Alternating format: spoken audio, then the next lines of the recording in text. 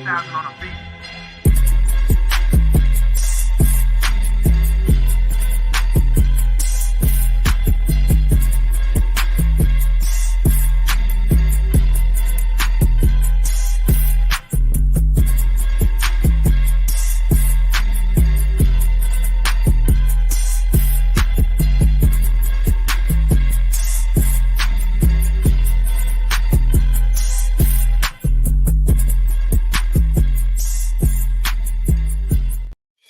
What's good? What's good? Good evening, everyone. What's happening? What's up, Zoe? What up, Nook? What's up, Fat Tiger Nation? What's up, fellas? What's up, family? What's up, y'all love family? What's up, fellas? What up, Country Key Sweat? There you go with it. What's up, Pimpin? What's up? What's good with your buzz? Good to see man, you, man. Made it back in safe and sound. Got in, handled business, went to Arkansas, took care of business, made it on back to the Jack, and now it's time to react. I did that off the top of my head, by the way. What's up, everybody? Hit that like button as you're coming in. Hit that like button. Hit the subscribe button. If you're not currently a subscriber, hit that link to join the channel if you're not a channel member, man. What's up, KT Dub, KT Dizzle? Great trip, great weekend. I'll let you guys, get it kicked off, and then I'll get into some a much more in-depth intro. But I'll let you guys. I'll yield to you first. Nah, man, just again, man. For the second time this season, back-to-back victories for JSU Tigers. We've officially clinched the winning season in TC Taylor's first season with our sixth victory of the season. So, again, we're sitting at 6-3. Got 2 games remaining on the schedule. Got a big game coming against Texas Southern. But, man, the guys look good today. I'll tell you that with the game, so hold on. Don't go into the game yet. Okay. Yeah, but that's fine. But, man, just good to get us, like I said, 6th victory. Make 6 wins for TC. It also officially clinches that he'll be the only first-year head coach to have a winning season this season in his first season. So, pretty much it, man. Nope. Yeah, man. Hey, man, I don't care about no UCLA or Colorado right now. We've been talking about Jack State, UAPB. I don't care nothing about it. Please. Everybody can see the score. It's on national TV. We talking about Jack State, UAPB. We reacting tonight. Let's go. Yeah, man. Good to be back. How everybody doing? Miss you all. Zoe, good to see you, brother. Ken, good. Likewise, man. With you. But yeah, man, big win today. We expected to win it, and we won it in a dominating fashion, as we should, as we expected to do. But shout out to UAPB for the hospitality, people in the stands, the fans, the family that's around. Just thank you all for having us, allowing us to fellowship with you, and let's keep this thing going. Let's end the season on a good note. Close it out. Last 2 games. Hey, let me jump on in there. I got to get some stuff out of the way real quick. First off, I want to give a shout out to Ebony Higgins. Yes. President of the Metro Little Rock Alumni Chapter. Shout out to her. Shout out to the whole entire North Little Rock Alumni Chapter, man. You guys' hospitality was absolutely amazing. You guys are doing what you do. We was out there in the rain, man, and they had some golden fish for TD and I and KT Dub. They had some of that buffalo. You had to be a little careful with that buffalo, though. You mess around, get one of them bones stuck in your gums, man. But it was good, man. Fried chicken. I mean, it was good. It was great, man. The hospitality was amazing. But Ebony, she's the president of that chapter.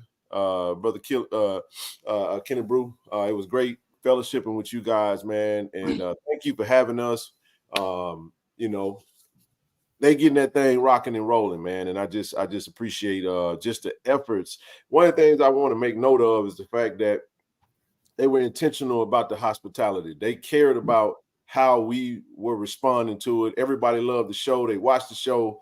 They wanted to get photos. And I just we were overwhelmed, man, with hospitality. Zoe, everybody asked about Zoe. Where's Zoe? Where's Zoe? I was like, hell, I'm gonna start going live on Messenger and just carry Zoe. It's okay making that. I try to tell him, bro, you going into peak season, and you want to make these couple of games, and not, you know, the last two still pending right now, but I know Zoe's busy, man, and he's in the postal. Now, listen, if y'all go ahead and really support this platform and really invest in what we're trying to do, probably can get bro off that damn mail truck, and we all could be together. But it was a great time. Right. Yeah, man, it was a great time, man. Which Kim Brody say? It was the not I forgot his first name. Bro, you're gonna have to just put your in the chat. It was I think it's the brother of David. Is it David TD? I think it's his brother. No, it's his brother, I think. But it was awesome, man. Rain started right before kickoff. We threw them punchos out. Darius. That's right. Thank you, Clement. I'll ask you about this. So how was the rain? Was it bad? Well, honestly, bro, we got lucky. You did your thing, bro. You always say it ain't gonna rain. So look, there was no lightning. There was no rain delay. It was pouring down in Little Rock. And when we left, you know, with the team, we made it to Pine Bluff. Pine Bluff kind of cleared up, and it just kind of, you know, like it rained like right before kickoff. It drizzled a little bit during kickoff. And after that, bro, the clouds faded away, and it was pretty much dry. We took the punchos off, and it was just it was leftover water from the initial rain. But I did want to start off with Sister Ebony, man, and just the whole entire North Little Rock alumni chapter. I always appreciate the alumni chapters for the hard work that they do, because it's a small bunch. They're in the process of growing, and just did a great job, man. So I wanted to send that shout out. I told them I was gonna love on them, and we really appreciated just the hospitality. Overall, great weekend, man. It was a great weekend. We stayed at the hotel with the team. Just the energy was great. Just loving what I'm seeing as far as just the staff and the players just getting ready to go play a good game, and it turned out to be great. We'll get into the specifics of the game, but just the preliminaries I wanted to get into. I do want to go ahead from the onset and say, look, K5, BJ, we praying for them brothers, man. They went down in the game. They are okay. We don't really get into it, but y'all saw it on national TV, so y'all kind of know what it is. BJ, great spirits, talked to his dad and his uncle and everything, brother and his family after the game. He was out there on crutches, man. He had it wrapped up. I think BJ had and forgive me if I overstep, but a broken fibula. I think that's what it is, you know, and from what they were saying, and he'll be fine. He'll be this is what we were told from the doctor himself. Look, he'll be ready for the spring. You know, the good thing is no ligaments, nothing like that. It's just a unfortunate situation. Y'all know how much I love BJ. That's one of my Madison Central Jaguars right there. And y'all know we love K5. I think K5 had a little dislocated elbow, and I think he's good. They had to make sure. So, you know, when you get something dislocated, you can reset it, but they have to check it to make sure it's nothing more than just that. Both of them, dad just posted. His dad reached out to me during the game, and I connected him with Ocean, the team trainer, and support staff, and she spoke. Posted a photo. He's smiling. You know, he's smiling even in pain. Now, he was in a little pain. Now. He was in a lot of pain now, but that, you know, K5, you know, he a tough cracker, man. You know what I'm saying? And I mean, we you know, it's unfortunate you lose two starting DBs, man, and our secondary is tough. Yeah. But at the end of the day, and I'll say this, and I shut up and let TD do his intro to the family. This is one of the things I told Whitley, bro, when we was on the sideline. Players, family, don't take no moment for granted, man, because just like that, things can come to a screeching halt for you just that fast, man. Yep. Well, sometimes we think we got tomorrow. Cherish the moment, cherish the time you have, cherish the team that you own, cherish the opportunity that you have to play, and don't take it for granted, man. Don't miss the moment thinking about a new moment. I'm going to say that again.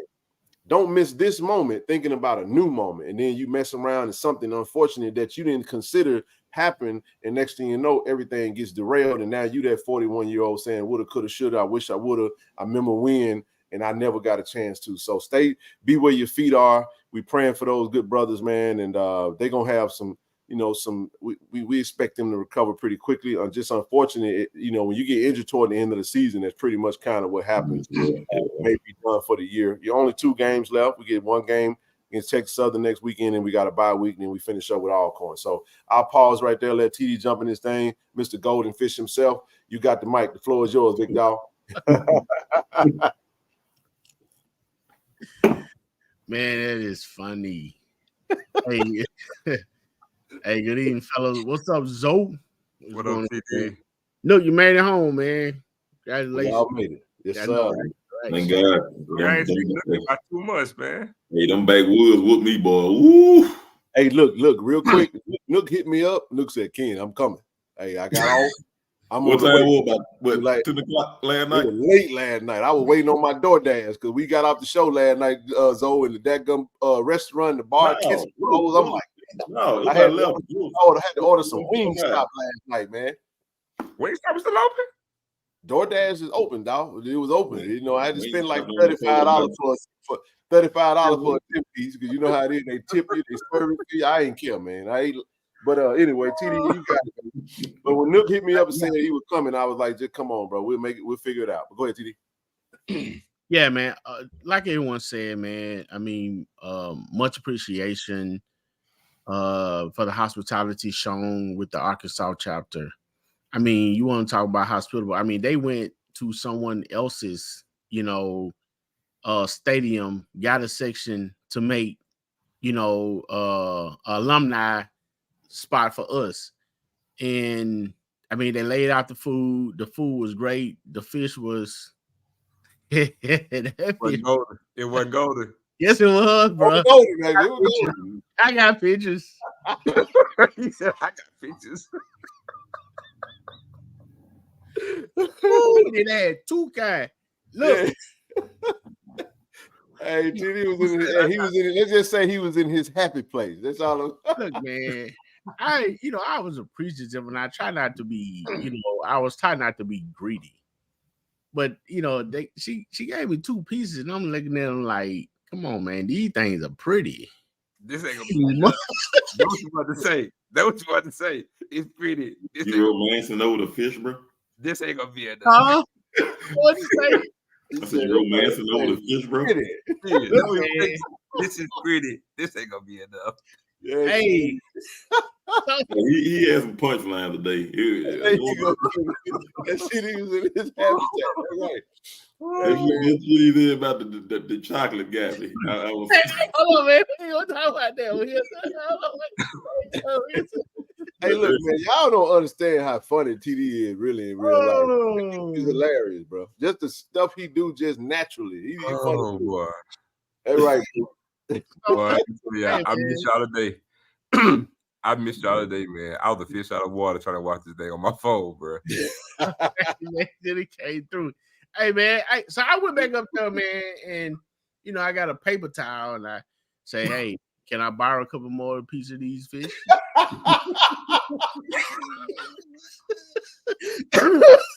I didn't know where you were going with that. Can I borrow a couple more pieces? Yeah. And the lady looked around. She said, yeah, sure. Hey, so we went look, I'm gonna interject right here. Hey, we were taking photos over by the fish, over by the grease, Zoe. She said, I forgot her name, whatever, you know what I'm saying? She said, tell a little chocolate joker to come on over here behind me. And he said something. All I know is he said something, and she called his bluff. She said, look, don't say nothing like that to me now. You don't mess around, and I've been nothing. You know what I'm saying? It got a little crazy. And I said, oh, shit, let me go. Hey, it was so odd. We was in the middle of taking a picture, and all I could just do was. Yeah, it was on. She said, she'll take your butt home and make you eat them words, boy. I said, woo! Mr. Golden Fish. Go ahead, man. Let me stop. Yeah. Huh? Better learn how to act fish. Yeah, man. Hey, man. Yo, I'm telling you, someone had to come from that, bro. I'm telling you, man. It was good. Like I said, the hospitality was there. I mean, they made sure we stayed dry. They had plenty of water, soda, whatever you wanted to eat. And then you had my homeboy Shorty Green and his crew that had those little cans of Bud Light and looking. No, Michelob Ultra. Don't you disrespect the load. Hey, man, Michelob, baby. The thing about this big, though. Yeah, look, Ken just upgraded you on real fast and couldn't stop sweating. I was sweating like I was scared after I drunk one. Ken just upgraded you and you don't even know it. Huh? I said Ken just upgraded you, you don't even know it. Hey, man, baby. But I finish by saying this. Also, shout out to Hey, this is a fact, by the way. When TD disappear, you don't know, like a dope thing. Disappear like a ghost, man. Everywhere. He the last one to the car. He the last one out the store. He be looking, he be scoping. I'm trying to tell y'all, man. TD smooth with it, man. All right, we're gonna stop. He move around like a reformed Tyrone Biggums. That's how he moves. Hey, man. I know who Tyrone Biggums is. Calories, brother. Hey, man. Look, except TD be hitting it. Yeah.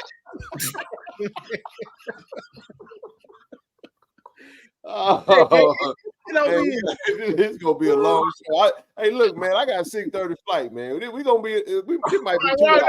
We just making sure. I want to.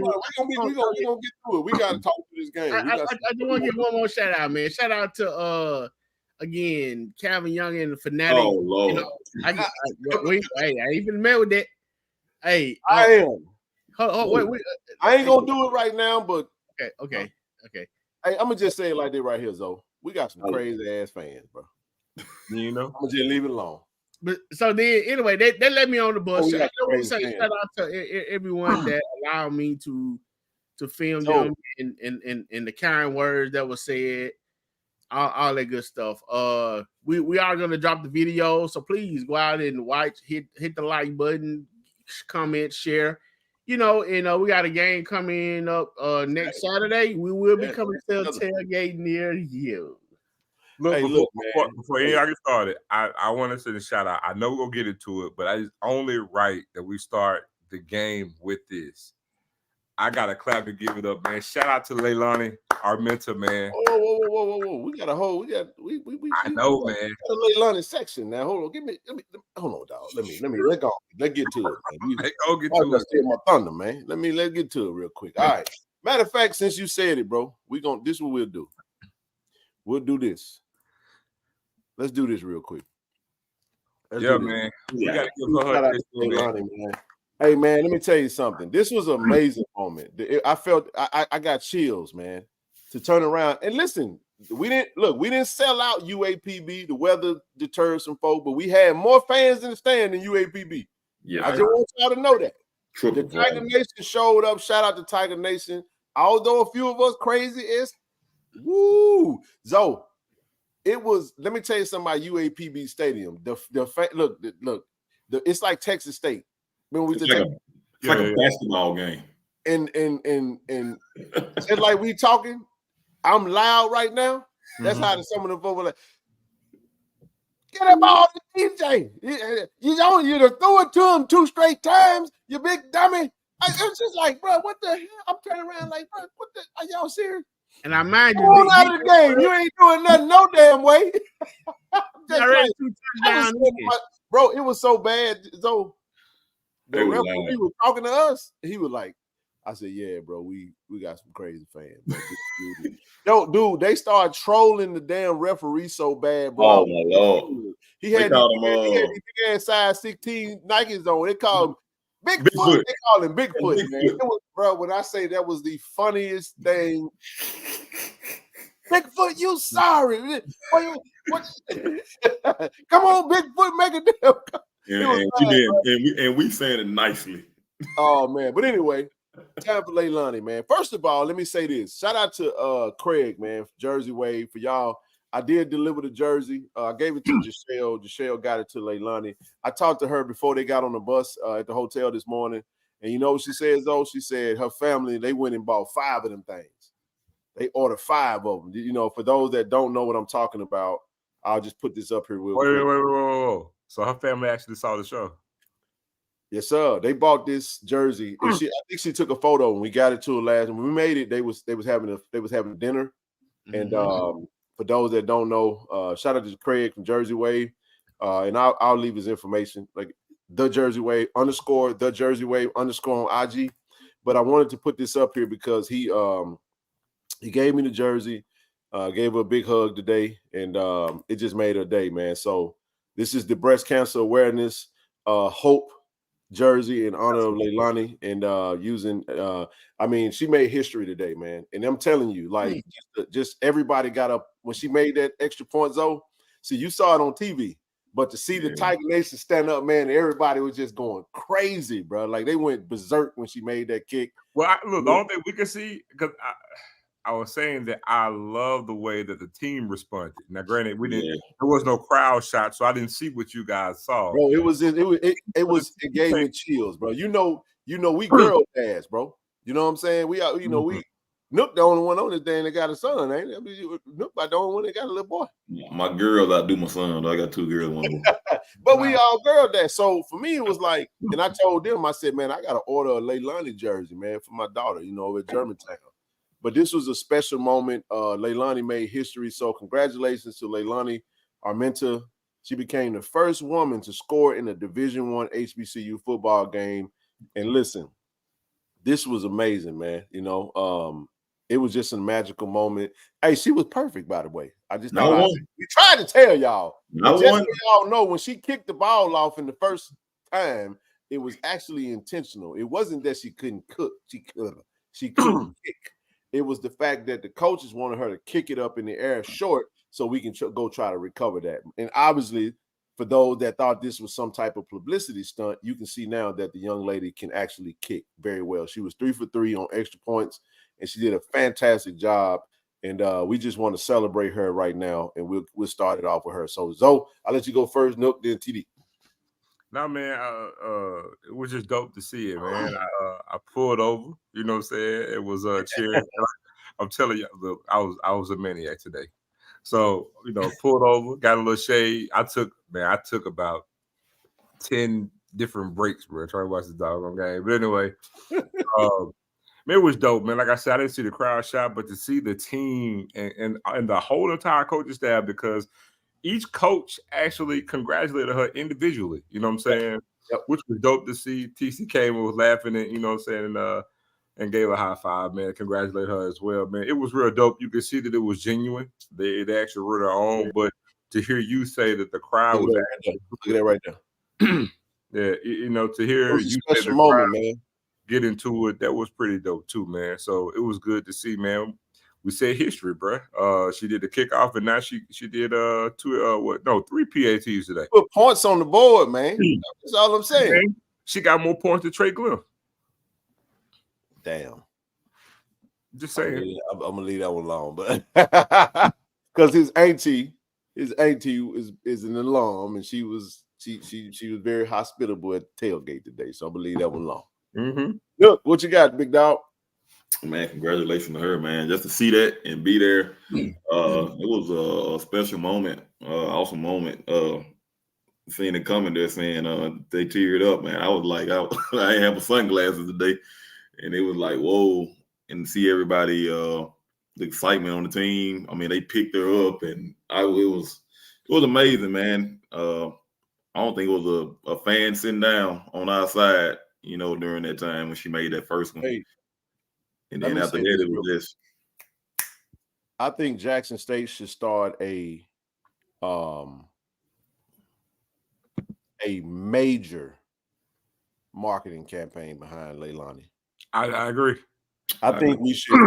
She's of Hispanic descent. I know you remember Marvin. Marvin was our head drum major last year. Mm-hmm. It's like it's an HBCU, but we love everybody. We accept everybody, you know what I'm saying, into the university. And I'm just saying, like, just like we got behind our previous kicker, and we got behind, Gerardo, who's of the same nationality as Leilani. And I think, don't get me wrong, if I'm incorrect on the nationality, I apologize. But my point is, it's not necessarily about the race or nationality. It's more so about the fact that this is historic, man. And this right here, she's representative. I mean, and she did the work. She does the work. And I would absolutely, reach out to, whoever. Hell, avocados from Mexico. You know, everybody they got the commercials or whatever. We need NIL deals. Let's get some NILs rocking and rolling for Miss Leilani, man. And we already got Craig from the Jersey way rocking and rolling with her, but I just think we should put some major momentum and capture. Let's capture this moment. Let's not let it. This ain't a small thing, bro, because this is the first woman in the history of Division I HBCU. That means all 107, bro. Ain't nobody never done this, and this is a big freaking deal. So I'm telling you right now, shout out to everybody. We need to push this to the max. Yep. All right, I'm gonna shut up. Go ahead, TD. What's your thoughts, big dog? Hey man, it was definitely a fantastic moment. It's always good when you're able to make history. And like you said, it need to be promoted a little more. And here's the thing with her as well, man. Her personality is so beautiful. I mean, it's bubbly. I mean, it's like it's not it's like she doesn't feel out of place. It's like she feels that she belongs. So it's not, hey, I'm just a nice lady out here just hanging with the fellas because she enjoys doing that. She enjoys hanging with the fella. I noticed when she interact with the kickers, they give each other high fives, with Dylan and Knowles. So man, it's a good time. And to see her, I know she was injured at first and now she's out doing it. I wasn't even real sure that that she was gonna, really do anything again this season. I thought, especially after we got is it Dylan? After we got Dylan. Oh, Dylan Watson. Yeah, man. Yeah, Dylan Watson today too. Yeah. Yeah. Great game today by Dylan. Yeah, I thought it was pretty much over, but she said she was gonna stick around on the interview. Said she wanted to stick around, and she has. And then for them to bring her in to give her shine, and she made the best of it. Not only did she do it once, twice, she did it 3 times. And yes, the crowd was electric. So congratulations to her. Congratulations to Coach TC Taylor. Yep. And the staff, the special team staff and coaches for giving her that opportunity and even having, the notions to go ahead, and make that step forward, despite any backlash that may have come with it. So congratulations to her, and we appreciate her doing it, and she enjoyed it, man. So thank you.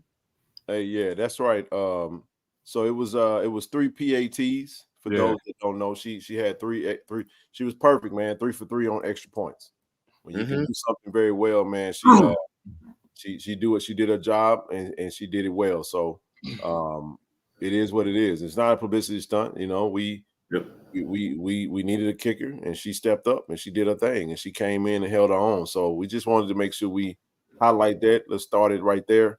And we'll pause right there. Hopefully we see some major things come behind that, for those that I'll leave the other stuff alone. That's for a regular Monday, Wednesday, Friday show. But congratulations to Leilani. Just tap on the back end of her too, man. When they come back after halftime and everything, they were doing the warm up and kicks. She's doing all that stuff too. I think Mr. Watson missed Mike maybe 2 little kicks in the, He missed 1 extra point. Well, during the during the warm up, the warm up at the halftime, and she was right there in his face, cheering him on and doing, what a teammate does. So shout out to her, man. So hey, look like JD. Shout out to JD, man. Welcome back, bro. Hey, you came in. Big game. Junkyard. Hey, what you call it again? Jacktown Dog. What's happening? Jacktown Dog. Get back in this thing, man. Shout out to JD Mark, man. So happy to have him back. Over 100 plus total, total yards from scrimmage today. He did his thing, man, and we was excited to see 8 back on the field, man. It's always tough to go through injuries. This has been an injury-riddled season for us. We make no excuses. We know FAMU clinched the East this today because of the Alabama A&M loss in the Magic City Classic. But this is their year, and we congratulate them. That's all I got to say about them. But it's like Zoe opened up. We 6-3. you know, a play here and there. We you know, I always felt like we're gonna look back at the Alabama State game and say, damn, I wish we would have. And more so because of the playoff opportunity. Now you get into the you know, the reality of actually what actually transpired today. And let's get into it, man. We won 40-14. Somebody on the screen, you know, the name rhymed with Zen. And then we were gonna put up 40. I tried to tell y'all we were gonna drop 40 today, man. I tried to tell. Now I had it. Now I did have something wrong though. You said we're going 300 yards game, but I have to apologize to Mr. Morgan. Hey man, we saw Coach Mo Harris getting on the elevator. I said, Coach, we're gonna run that thing about 50 times today, ain't it? He said, look, we're gonna do whatever the defense give us, you know, and he went out there and did his thing, man. And listen, y'all. Hey, man, yeah. Hey, I'm gonna say it like this right here, man. Somebody had a day. Yep. Somebody had a day. Shout out to Mr. Jacobian Morgan. Definitely, bro. Coming into that game and driving to that game, you did not expect 36 attempts. 373 passing yards today, 5 touchdowns, and Zoe, a beautiful, beautiful display of using the tight end. 3 touchdowns. Mr. DJ Steve. Matter of fact, DJ had 3 receptions, 3 touchdowns, 99 yards. Shout out to Hayden Hagler. Hayden had several receptions today, and we'll get into some specific stats. Hayden had a touchdown too. Yeah, he did. Yeah, he did. Yes, he did. No. I'm saying he had several receptions though. He had more receptions than DJ. He had a touchdown too. He did have a touchdown. Tight end had 4 touchdowns. That's why I said we had 4 touchdowns by the tight end, and then we had a beautiful touchdown to Mr. Fabian McCray to give him his 5th touchdown on the day. There you go, 7 receptions by Hayden today. This was a outstanding. We was talking about DJ on the way down. TD, myself, and KT Dub, and TD asked the question: "Is did we feel like DJ was a pro?" And Hayden had 6 catches. He had 6. Hayden had 6 catches. And 9, I think. I'm looking at the stats. He had 6. He had 6 for 38 yards and a touchdown. Okay. He had 3 for 99 and 3 touchdowns. Fabian had 7 catches for 196 yards and a touchdown. But let me say this though. Let's talk about number 15, man. Man, JD had 8 yards. Okay, go ahead and finish your thoughts on JD. You was talking about DJ. No. All I was saying was with DJ, he came out and showed that he is a pro. Given the opportunity, you go to that. Matter of fact, he caught another pass that was this close. It was going to be his 4th touchdown. He was right there. That left foot came up at the last. I still say he could gain. But yeah, man, DJ did his thing today, man, and I think we feel like the tight end position has been. When Coach Mo came to us and he first explained to us that the tight end position was the most important position in his offense, today kind of showed that. And Jacobian spread the ball around. How many different receivers? Oh, look at the stats. I don't have them in front of me. How many different receivers? I think at least 8. Let's get the exact number. 8. It was 8. Yeah. Oh, 8. Yeah. At least 8. So you got 8 different receivers on a wet day. And man, he had himself a day, man. So man, I'll move over to Jacobian real quick. I just think that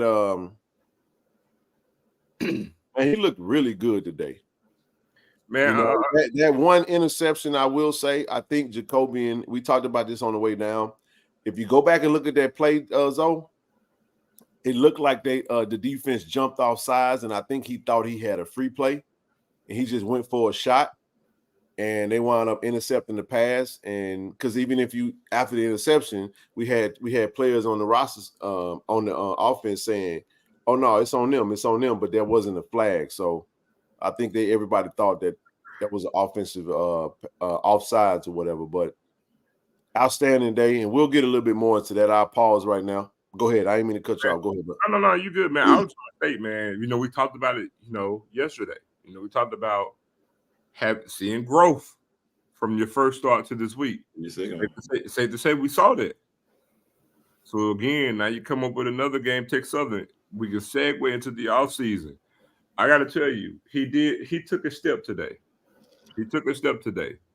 I like what I saw, but Ken, I got to tell you, as good as he looked, man, Jacobian left a lot of meat on the bone.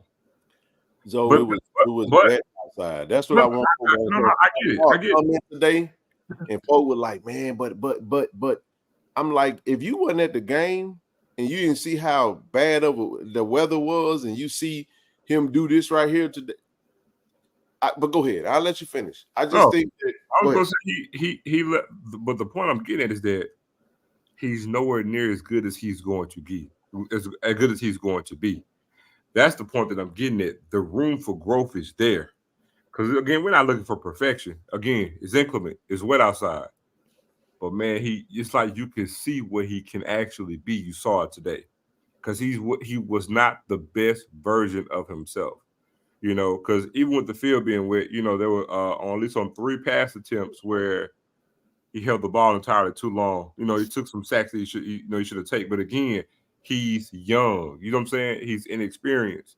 He get more reps and more games on his belt. You know what I'm saying? He can overcome that. You know what I'm saying? That comes down to where you start your progressions at too. But it also comes to just experience, get more reps. Yeah. I mean, this is his second start at Jackson State in a new offense. So that's the point that I'm getting at. The point that I'm getting at all this in a way is you see the growth. But even as good as he looked today, this is not the best version of Jacobian. He could actually be better than what he showed today. That's the point that I'm getting. But I think when you say that, though, I don't want to lead with that. I don't, because he had a damn amazing. And I know where you're going, and I know what you're saying. I felt like he had a damn good game, bro. You know what I'm saying?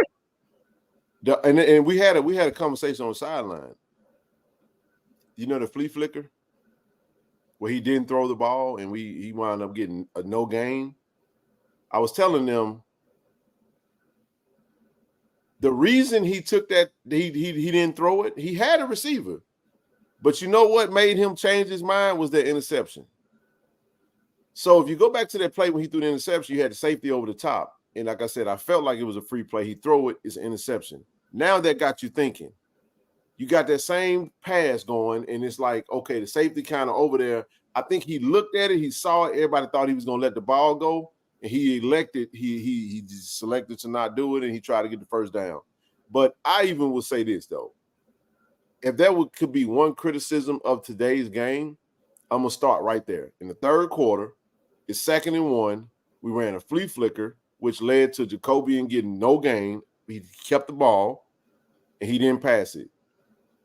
On 3rd and 1, we went vertical. I mean, we went horizontal with JD Martin, and we lost 3 yards in 3rd and 1. And I'm just like, we can't have that, bro. In a game like that, you would hope that we say, you know what, I got to get 1 yard. Let me reset the chains real quick. Let me go get Desmond Moultrie, and let me go bring him in the game and let him pound it up the middle for 1 yard. You see what I'm saying?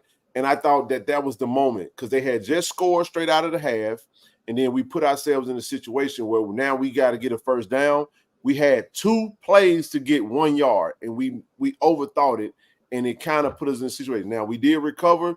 We did score 2 touchdowns. We didn't allow them to score anymore. It is what it is. But anyway, keep going, bro. You was talking about Jacobian. I just wanted to throw that in. No. But that's the thing. Like what we saw today, that wasn't the best version of him. That's what I'm saying. He had so much room to get even better. Again, he bid his made 10 incompletions. I think he's probably hovering. If I had to guess my way out, 36 attempts. He's probably somewhere about 61, 62%. Damn good completion percentage.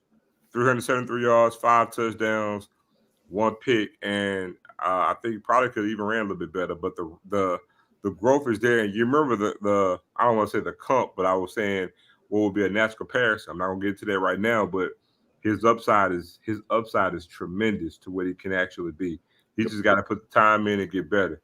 But his upside, he's gonna be a game changer in the HBCU circles, man. I agree with that. I can see that, because I think when you look at it and you see it from the TV, I think the perspective is slightly different when you sitting out there getting rained on and you see kind of what he's up against and you see him go. So I agree. I agree with you. You're spot on. He was 72% passing today. And he looked pretty good. I get what you're saying. I just think that some of the stuff that was out there was kind of, we have to account for the elements. Nook, what you got? Looked damn good to me. Saw he kind of early in the game. Well, started getting he was missing like some of the open guys, across the middle. But as the game, got, as the game progressed. What the hell game are y'all looking at, bro? Like, what? No, I said as the game progressed, you start hitting those throws across the middle. I'm sorry. Maybe I wasn't paying attention. Like y'all, I'm sorry. Go ahead. Yeah. Well, other than that, man, damn good game. Can't complain. Like I said, I didn't think we was, with the weather being what it was, the way that field was, I didn't see 36 attempts coming. And for him to go 26, 36 on that field, damn good game. 5 TDs, 373 yards. Easily could have had 450. Easily. Throw here, throw there. But hey, good game, Jacoby. And again, you saw like Zosa, you see the progression from game 1 to game 2. And I told people that last week. You can't. That was his game 1. You can't get off that. People have different point of views. Yeah. I think people. This is what we do. Dialogue. We dialogue, bro. Mm-hmm. We're not saying that I want you to see what I saw. It's dialogue. It's I'm hearing what you're saying. I'm considering it, and I'm basically trying to figure out if I'm looking at something different. That's what dialogue is. Of course, everybody has a different point of view. Mm-hmm. Keep going, bro. But yeah, you see the progression from his game 1 to game 2, and I think he's gonna only get better. And it was a perfect 2 games for him. And not to take nothing away from Valley or UAPB. I mean, they are who they are. But those were perfect 2 good games to get his feet wet. And you saw it, the progression. And now you go into the last 2 games with Texas Southern and Alcorn, which will be, much better competition. And you'll really get to see, what Jacobian Morgan can do. And I think it's going to be pretty good. I ain't got nothing to add. Good stuff, bro. TD, I'll let you do it. All right. I would like to go back to what you said and elaborate a little more on the tight end position before I progress. You don't mind there. So I was impressed with the with the play calling and the tight end usage today, and the accuracy that was given, in those play callings. It looked like the game that we first saw at the beginning of the season.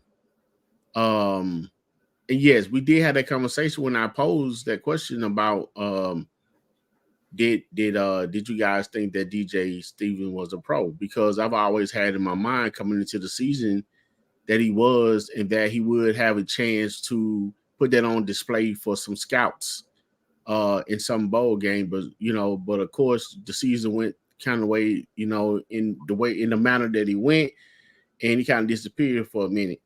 But and I'm saying that to say I have much respect for the way the young man carried himself this season, going in as being one of the SWAC leaders, one of the people chosen to, be on the all SWAC team and all that, and then for it to fizzle out, but you never heard a peep from him. All he did was just go to practice and come play.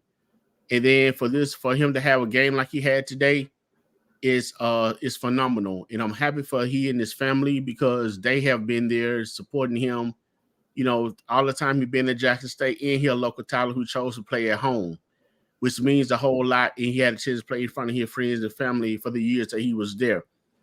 Also with Hayden, he got open a few times. He caught a touchdown. He always, and I noticed about him too, he always finds a way to get open so he can receive the ball. So the tight end had a great game today. I'm happy for both of those guys, especially with a lot of the things that they went through. And what was really stood out to me about Hagler touchdown, it was the one that resembled the one that unfortunately we had in the Celebration Bowl, but he caught it. And it was a beautiful thing. I got a chance to see him on the elevator as well. He had a positive attitude. He looking forward to what's to come in the future. And it seemed like that seemed to be what is being said by these players. They like what they're seeing. They're looking forward to what's to come in the future. So again, congratulations to DJ Stevens. I hope he continue. I hope he get looks. Someone give him a chance because he has the body, he has the build. He definitely has the hands to play at the next level. And I hope Hayden and the other tight end Ward in St. Louis. Jesse Riley when he come back too. Jesse. Those guys continue to work. You see what's going on with DJ being the leader of their group, being the elder of their group. You see what the potentials are, so continue to work. Now, to the young man that was able to deliver those passes to those tight ends, Mr. 119 himself. Had to do it. I never went one way or the other with Jacobian because when you want to see your team succeed and you also want to see players succeed and you know what type of pressure that comes with that, I like to take my time with it. So I was talking to you guys on the way back, Ken, and I was like, you know what? I'm yet to see him put effort into his passes. And that's not a negative thing. What I'm saying is he is so smooth, and I'm saying the accuracy, started to develop, as far as I'm concerned, it's perfect. I mean, he spins the ball with very little effort, and so to see him read his progression, know when to pull down, and know when to run. And when I was talking to you and KT Dub on the sideline on that play where he didn't throw the ball to I think it was Duke running out on the play, and then I didn't see the reverse part of it. So when the crowd was yelling, saying, "Hey, he should have threw the ball," and talking about the flea flicker. Yeah, the flea flicker. Yeah. And I know the receiver was upset, but I'm gonna put it to you like this: if he had thrown that ball, it would have got picked off. It would have been 2 picks, and then you would have been critical of that nature. What you're not understanding, him not throwing that ball was actually very smart.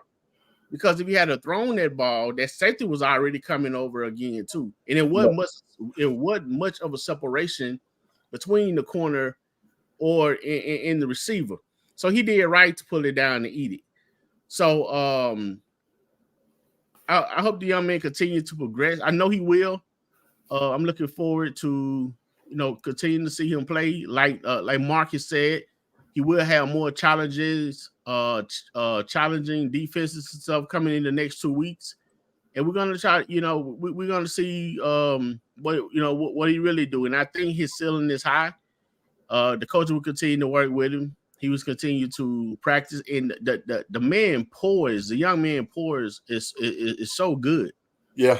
I've been looking for him to get rattled, Ken. I ain't seen him get rattled yet. Look, man, he come from up there where you from, man. Hey, you seen he done seen some things that'll rattle you. I mean, this is just a game. Right. Football is a game. When you prepare, you don't have that anxiety and stress. You just go out and do what you do. Go ahead, right. He threw 2 absolutely beautiful dimes. I think that add to the poise part. I liked when he would climb the pocket and he still kept his eyes downfield and he did what he needed to do. He needed a couple passes. I think it was the second touchdown of DJ when he up the sideline when he pump fake and DJ. It was a beautiful ball. TD, you done? I want to add something to the Jacobian part. I'll wait till you get done though. Yeah, man, that's pretty much all I had. I was impressed with the tight end play. I was impressed with the quarterback play, and it is more, the whole game as a whole. But just as we just talking about those 2 positions right there, I was very impressed, and I'm looking forward to see. I'm still looking to see that continuous growth from him. So I'm done. So let me add something to this, and this is why I wasn't trying to challenge anybody on their perspective. I was just basically adding to it, trying to understand. Because I grade a little differently. And because I factor in everything. Number one, Jacobian got hurt at the beginning of the season. We talked about that, right? So he broke his index finger on his throwing hand. So Zoe, he still has that finger taped up. That finger's taped up, and he's throwing the ball with that tape on his hand. All right, he gets his first start against Mississippi Valley. When he goes out there, the first 3 quarters, everything is overthrown. You know, we know he saw his dad. I felt like there was going to be some adrenaline, you know, the excitement from the first game. But if you go back to the 4th quarter of the last game, I felt like he finally settled down. It took him 3 quarters to settle down, right? My thing was, if you go back, when TJ asked that question last night, he said something I wanted to look forward to.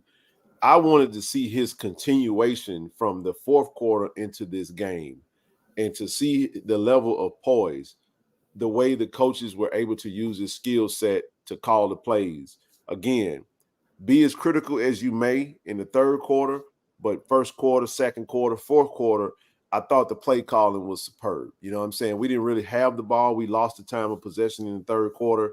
That one little drive, you know, he tried to put his head down to get that first down, and he got back to the marker. And then that 3rd down, 3rd and 1, I'm giving that thing to Moultrie up the middle. I'm not going east-west. Yeah. It is what it is. We lost 3 yards, whatever. But he had how many passes were dropped today? We had, I think the wide receivers may have dropped 3 or 4 passes today, if I'm not mistaken. I think it was it about 4? I think it was 4. So it's 4 drops. One of the incompletion is the interception. So you got to ask yourself, what happened to the other 5 receptions? One of them was a overthrow where Duke kind of settled down going right toward the sideline, but the ball was thrown more to the inside of the field. So it's kind of like your body going this way and your hands got to go that way to get it. So that's a timing thing. That's a sixth incompletion. I would have to go back and watch the game on the other one. So when we really break it down, you're talking about just a missed timing. You're talking about projected free play. You're talking about 3 or 4 drops. And now you're talking about just a few bad throws, right? Where it could have been, and it wasn't very bad. So with that being said, the reason I'm saying what I'm saying based off of that is because I saw a young man who settled in. This is his 2nd start on the road. It's pouring down, raining to begin the game. Then it kind of settles down. The ball is soiled, is wet. The turf was wet. And he basically just, hey, Zoe, we didn't even have a fumble today. Isn't that ironic? It was raining outside, but we didn't have a fumble. We had 1 turnover, which was the interception we spoke of. And all I'm saying is that it's rare that you see a young man in college, even in the SWAC, have a perfect game. It's hard to have a perfect game. But when you factor all things that are in there, I thought from start number 1 to start number 2 was unbelievable. It was an unbelievable step that he took, because Coach Mo Harris talked about in the press conference that he was making these passes routinely at practice. What did we see today? We saw a young man that was settled, that had chemistry with his receivers and tight ends and running backs, whatever, and delivered balls consistently, on time, with accuracy. And if you go back and look at that DJ pass, oh my God, touch on that thing that he put on there to drop it right in his hand, the pass to Fabian, the touch that he put on that thing, it was a lot of finesse stuff, and look, TD talked about really taking advantage of that field. To see this kid 6'5", he's staring down the middle of the field. He catch Fabian McCray on a post route, and he hit the, where's a 10-yard, a skinny post. So he fired that thing right in the hole, man, and Fabian caught that bad baby, and it looked great, man. So I was really impressed with what what I mean when I say the impression of what I got from it, and I know you guys are saying the same thing. My point is, 4th quarter versus Mississippi Valley to what we saw today, absolutely outstanding, man. I think he should win the Player of the Week without question. But when is the last time we seen this? I said this today when we were leaving. I said these are Shador type stats from last season: 5 touchdowns, 10 incompletions, 70-something, over 70% 373 passing yards. Is that the most passing yards we had all season? I think you got to go back and look at Jason Brown in the first game. But let me say this, though. He had 2 starts. He had 6 passing touchdowns in 2 games. How many rushing touchdowns? You got to go add them up. So I think he has 9 touchdowns in 2 games. Well, in 3 games. Actually, he played 4 games. He got Alabama A&M. He scored 2. I think he scored a touchdown against Alabama State rushing, and now he has 6 passing touchdowns. So he has a total of 9 touchdowns in a short period of work, and I just thought it was impressive. So he had himself a day, man. Congratulations to Jacobian. Continue to build on that. And like Zoe and TD and everybody, and Nook has said, the sky's the limit for him, and we hope that he can build on that. We're going to need more of that next week because, Texas Southern Texas really should have beat Southern. They actually blew that game, but that's neither here nor there. Yep. And then we get a bye week, and then we get to go play Alcorn. Southern versus Alcorn next week is going to be amazing. It's going to be an epic game. And I think, Zoe, just like I said, I think that Alcorn game is going to come down to the West. I think we're going to ruin their season if we go win that game. So that's another story for another day. That's my take on that. Those are the only slides I had. I just wanted to touch on our Leilani. TD said a lot about DJ. He did his thing. Hey, DJ showed some damn speed. He caught that pass and hauled. He skedaddled on down the way, man. So I got to go back and look at it because I didn't see that play. So you saw the play. I haven't seen that play yet. I saw it live, the play to DJ, the first touchdown pass. It left everybody. Hey, I want to say one more thing about Jacobian. Well, okay. I don't know if I want to say, but this is what I'm looking for because, looking for the best in the young man because I think he has the utmost potential to be great. But this is what I'm looking for right now, Ken. We talked about Dozier, number 0, for UAPB. He was a pretty good linebacker, pretty hard hitter. Dozier did get a chance to sack Jacobian. Jacobian took the sack, got up, and kept playing. I'm impressed with everything else. I want to see him play under distress, and I want to see how he handled the blitz and the check down and reads that he does in games like that. That's what I want to see for him. And he didn't do that today. Check downs. Yeah, I'm talking. It's a difference when you being blitzed a lot. I'm only posing that question, TD, because remember when he first got started, he got sacked early. He got sacked early twice. Mm-hmm. That's why I'm posing that question. Did that? I thought, in my opinion, my humble opinion, I felt like he did take some checks today. Okay, well that's where the tight end play came in. But go ahead, keep going. Right. You know what? I'm glad you said that. So let me put it to you like this. I want to, when I say it under pressure, I want to see how you handle that thing when it's a must. You know what I'm saying? It's a little different. You know what I'm saying? When you're working with a 2 or 3 touchdown lead, I want to see. I want to see. 26-14. It got tight on us now. You know it did. It got tight. No. It ain't just that it got tight. How did it feel when we were standing there looking at the fact that they done scored out the half, and we done turned it? We got a punt to them. Well, I think, Kim, to me, I think in that moment when they started doing that was when I think we was after BJ's injury, and I think it just took some out of us, for a little bit. That's a great point. That's a great point. They hit us quick, like that's a great point. BJ going down just kind of got hurt. It just took it out because I saw Tim took that pretty hard. He did. Yep. Yeah, right. That was. Go ahead. But overall, man, really good game from the quarterback, and yeah, he did excellent. I mean he did really good, and I'm looking to see more. I just put it that way. I'm looking for more. Hey, I'm with you. Hey, listen, we talked about this coming back. Look, you know the family, just like we've grown to know the family, and his dad has made it very clear. Look, we ain't holding no punches when it comes to his son. He like, look, you tell it like it is, you keep it real, because that's what he does. And you know what? I have no problem with anybody on this planet saying, I love what you did. You had yourself a day, but there's more. And that's all Zoe was trying to make. To Zoe's point and TDE and Nook's point, that more makes him elite. That makes him the best.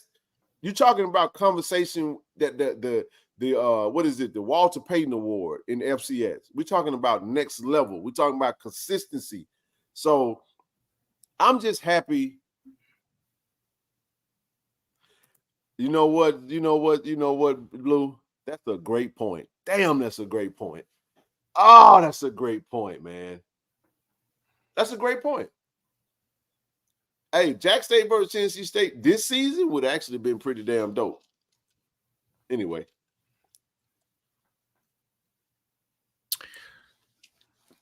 Who want to go next? Yeah. We dropped the link. Now the link is open if you want to come up and talk about football.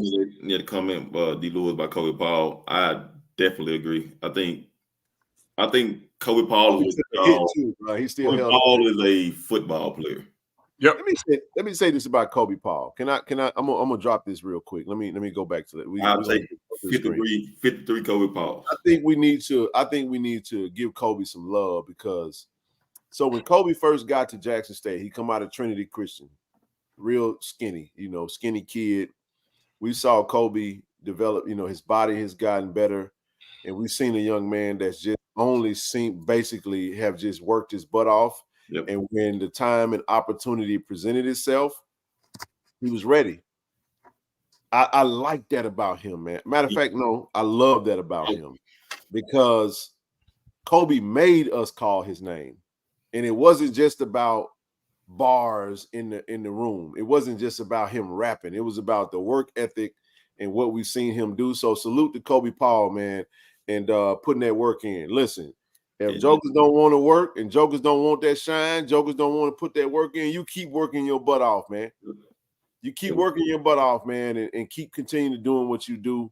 And I love it, man. Like I said, if I had 53 Kobe Pauls, I'd line them up every time. TJ, what's up, bro? Hey, can I speak on there one time? Yeah. Hell yeah. Go ahead. All right. To add a little bit to the Kobe Paul conversation, I put him in the same category, in a similar category with DJ. You don't hear nothing from him. He go in, he do his job. The boy gonna ball. You see what I'm saying? I mean, I'm not at practice. I'm not in the meetings. I don't know if he's still playing the crime, but obviously he getting in the game.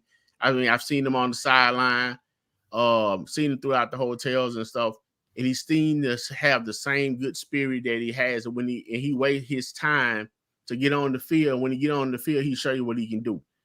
You know what I'm saying? So, like you said, salute and shout out to him for his pause, and good things a lot of time come to those that wait. And Kobe Paul, it was good to see the game that he had, the catches that he had, and like someone that said, he this dude right here, he blocks as well, and I say, like the Undertaker. I had to try that out. My bad. Hey, Zoe, look, don't mess with Zoe if he go to sleep. My brother be working his behind off. I ain't gonna cuss, but he working his butt off, man. And we good. Keep going, TD. All right. Well, I'm my bad, bro. One more, and what you just said, TD, I'm just kind of go what you said about Kobe and I mean, kid deserves it. I'm sorry. I've never seen that kid not smiling or happy or down. I've never seen it. He waited his time, 3 years, didn't complain, and he went out there and he worked. Started in the spring game, we saw it, and now he's doing it every week. I think he's, and I'm gonna go back a few years. What I see in Kobe Paul for us, I think if given the amount, of targets or whatever, I think he can be what Keith Corbin was to us. Here's the thing, and I mentioned this to Ken yesterday, matter of fact. On the FCS level, even more particularly for HBCUs, you have to have the mindset of every single program, every single school. Your mindset has to be, you're going to be a developmental program. Kobe Paul represents that. Yep. That's where a coach can see a player and see good play and see, I can mold him into something. He got the tools. That's what you see with Kobe Paul. Again, put his head down. He wasn't ballyhoo, wasn't highly recruited, wasn't highly rated. Came in, loved to hear. Scout team, you see what I'm saying? Special teams, work at practice, and now look at him, get on the field and he produce. Yep. Then once he get on the field, he ain't coming off. That's what you got it. That's the thing. It's almost like saying, I'm gonna get a 2-star in here. He gonna work and I'm gonna turn him to a 4-star. Yep. That's what Kobe Paul represents. Justin Jefferson. That's what he was. I'll say this before TJ, before you go. I just want to say, I know we've been talking about the offense a lot today. We was in Arkansas today. I want to mention 2 people from the defensive side of the ball. Number 1, Tyus Martin. Tyus Martin did his thing. That's number 98 for those that don't know. He's from Arkansas. He had himself a game today. He had himself a game today. And really just the defense as a whole did a pretty decent job. We still got to clean the missed tackles up, but at the same time, and shout out to Jaheim Hazel for getting that, continuing that interception going along on the DBs. But hey, TJ, you got it, baby. What's up, brother? I know you're excited, man. I know you happy for what you saw. What you think? What's up, fellas? Yeah, man. I was really impressed. Like you pretty much called the score last night, kind of head on. So good job on that, man. I said 41-10. Yeah. I thought we would. Let me say that if we all right, let me just shut up. We should have held them. We should have held that touchdown. But we Zoe always called it our little tackleitis is what we can call it. We had a 4th down, bro, and we had him, and we missed the tackle, and he got the first down. Damn. Anyway, go ahead. They saw something. They just I know they just completely start spreading us completely out. Yep. And then they'll run the draw. Yep. Yeah, but I was really impressed with the tight end play. Like Hayden played well. To your point, man. Like I ain't never seen DJ run that fast. Like dude was getting down that sideline. JD looked really well coming back. First game back to be able to run at the pace that he was running. That was pretty impressive. And to you guys' point, Kobe Paul, he's an ultimate professional. Like to be able to play and do the things that they do in the locker room and in the film room and stuff, and they make the videos. But then when he steps on the field, he just locks in. And so, to you guys' point, like it's good to see him, getting his shine on the field. And so I was really impressed. I just hope that we can use this and build upon it.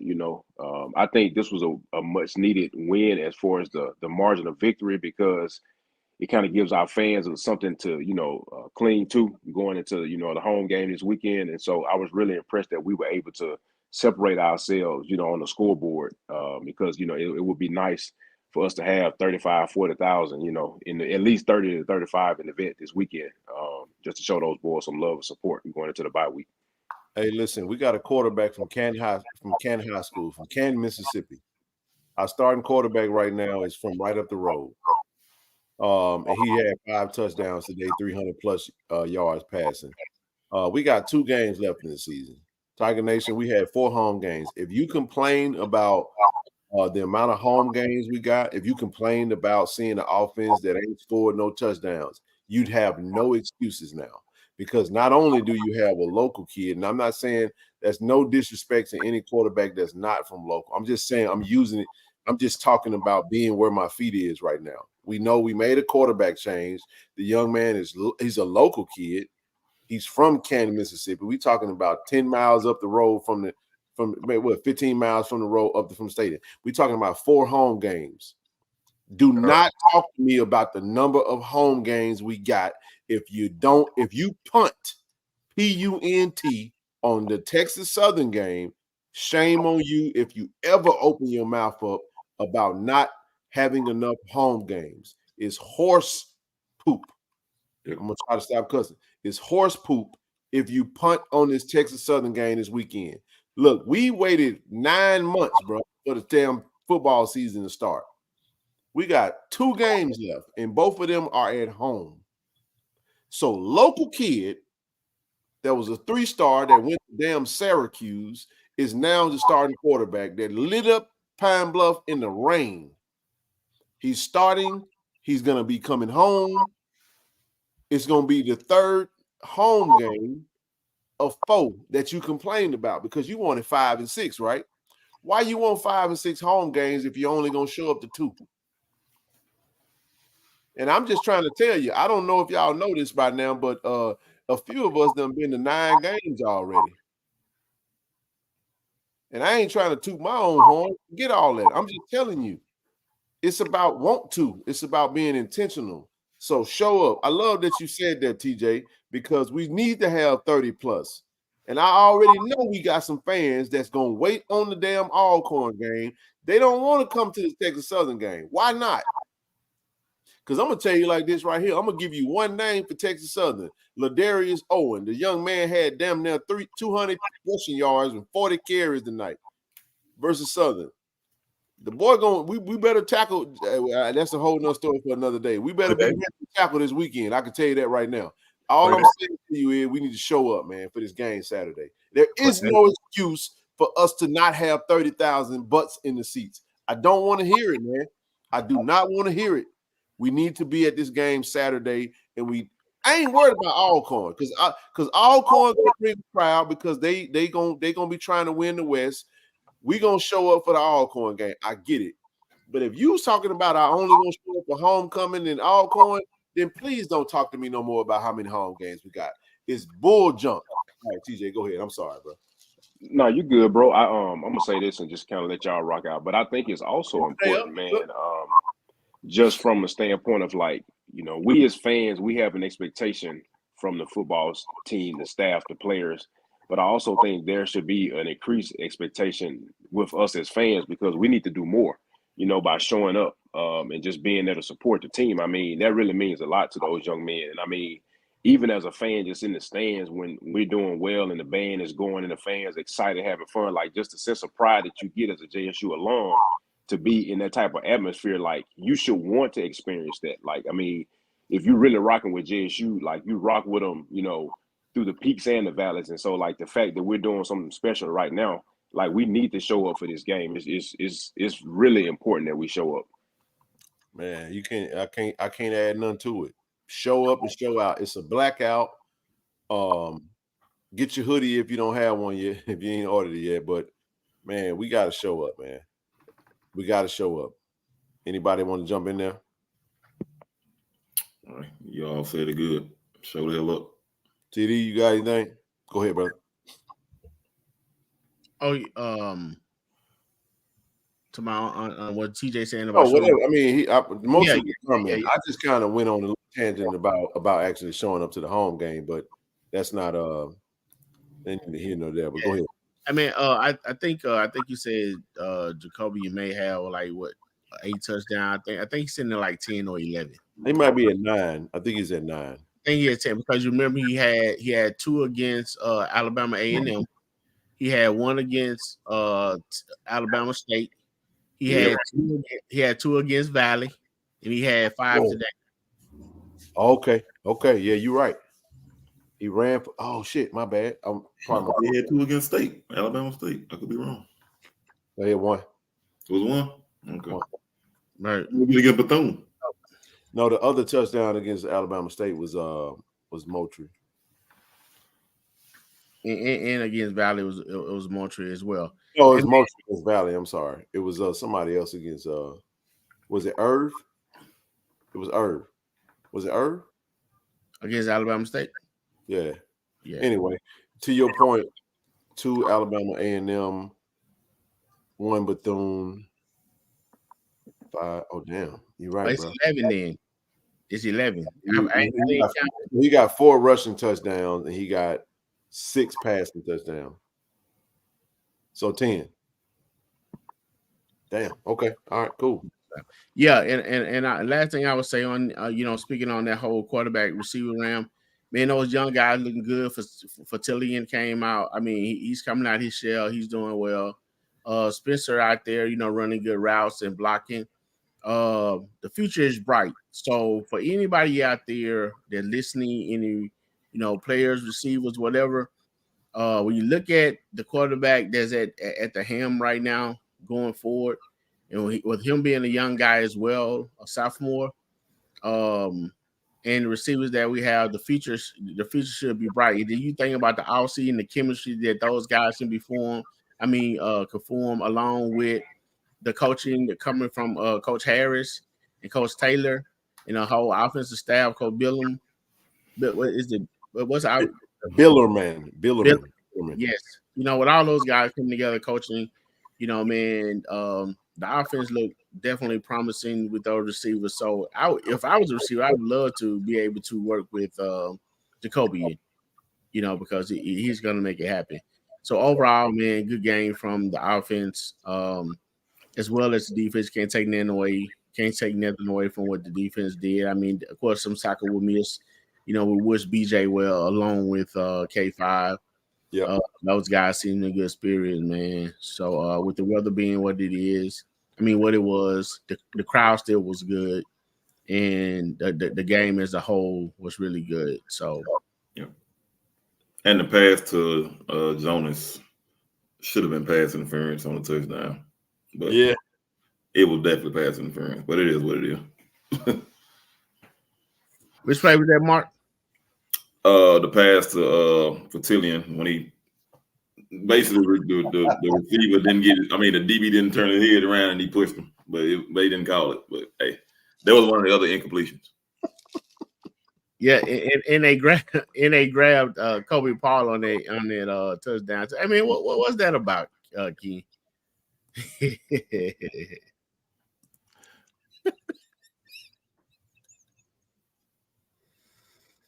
Yeah. So 12 o'clock on the East Coast.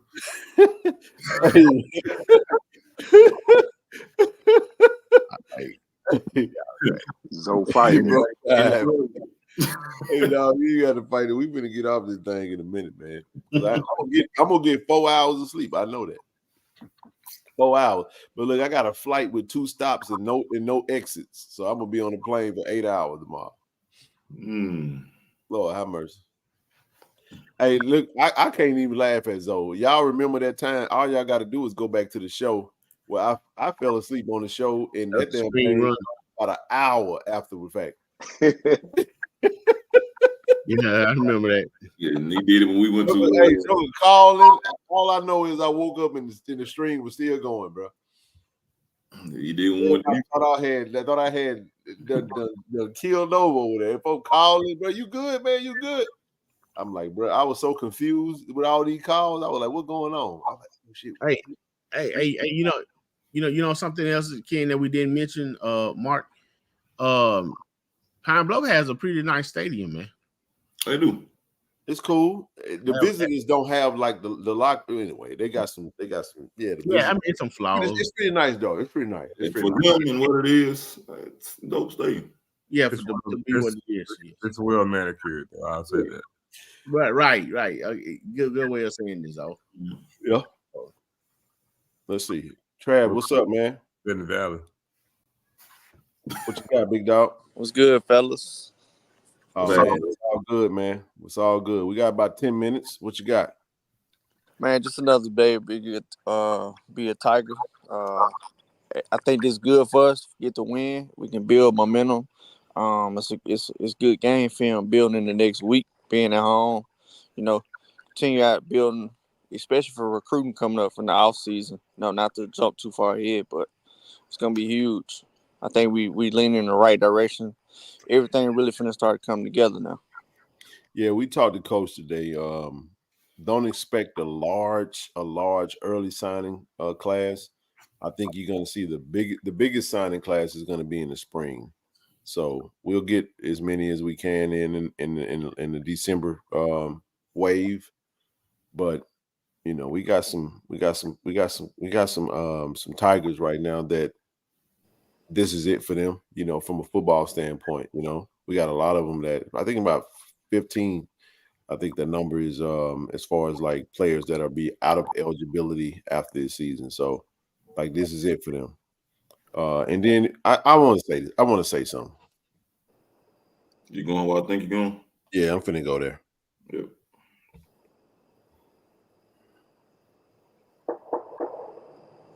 What the hell was that? Somebody busting?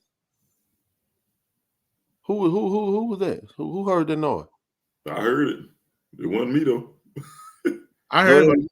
I was muted. Nah, me either, bro. It might have been Travis. Yeah, but that was you. Yeah, that's the background, bro. I can't cancel that out. That's Kyle Jackson. Where the hell you at, man?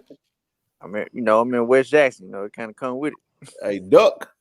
That's all I can say. God dang. Hey, man. Bo better stop playing with Jackson, bro. Jackson is brutal, man. Sadly, I mean, I know it. It ain't nothing we celebrate. I'm just telling y'all, folks don't understand, man. God damn, bro. I'm sorry.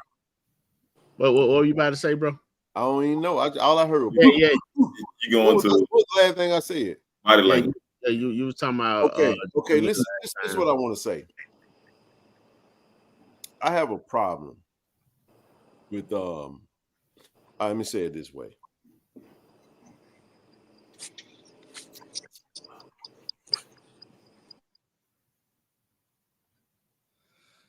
I don't let me say it this way, bro.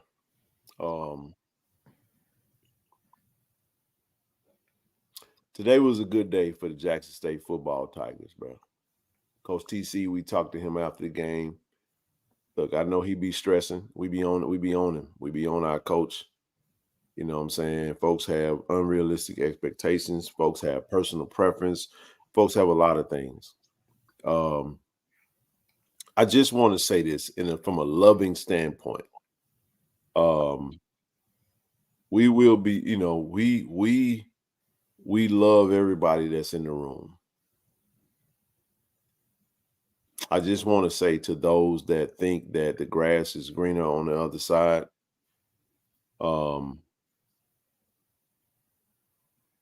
you know, if you've been somewhere before and Jackson State is now the new grass and you feel like that ain't it either, I just want to say pause a little bit and reconsider. You know, ask yourself, did you do everything you could with this opportunity to make the best out of it?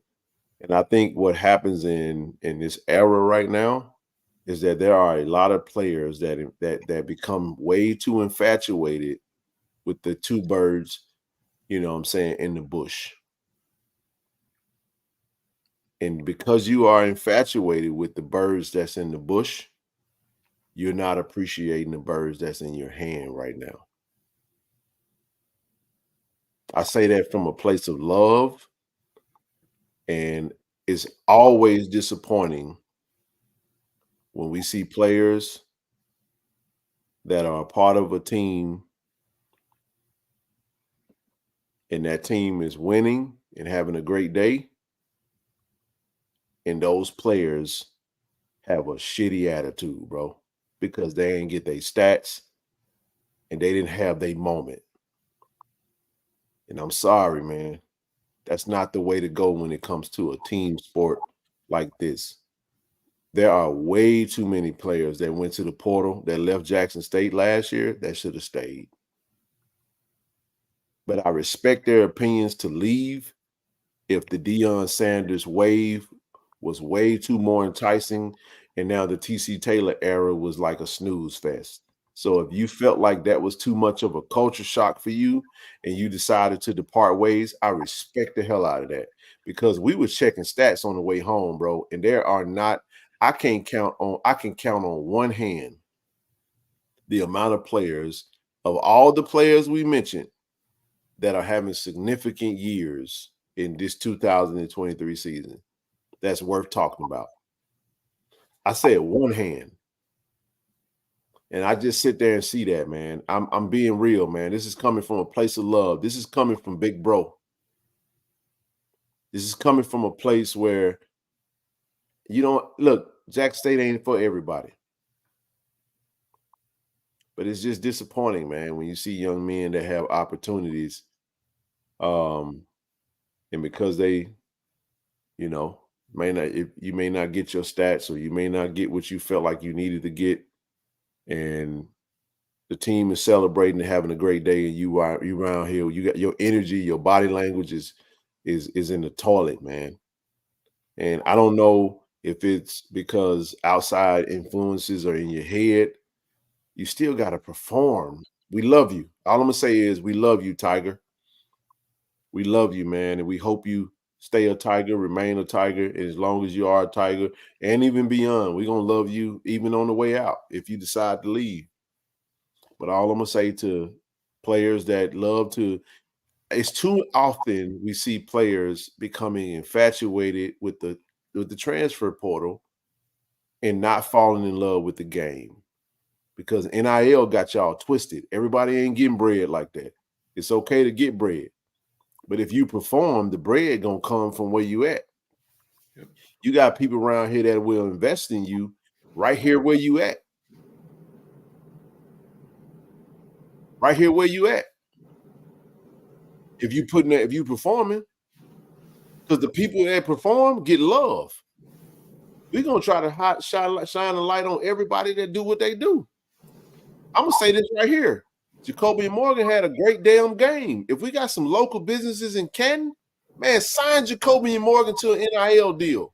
He should have every business in Canton, exit 119. We throw exit 119 around like it's and it's cool. I love that. But how many businesses offer exit 119 that's willing to put some bread behind this young man that had himself a day today?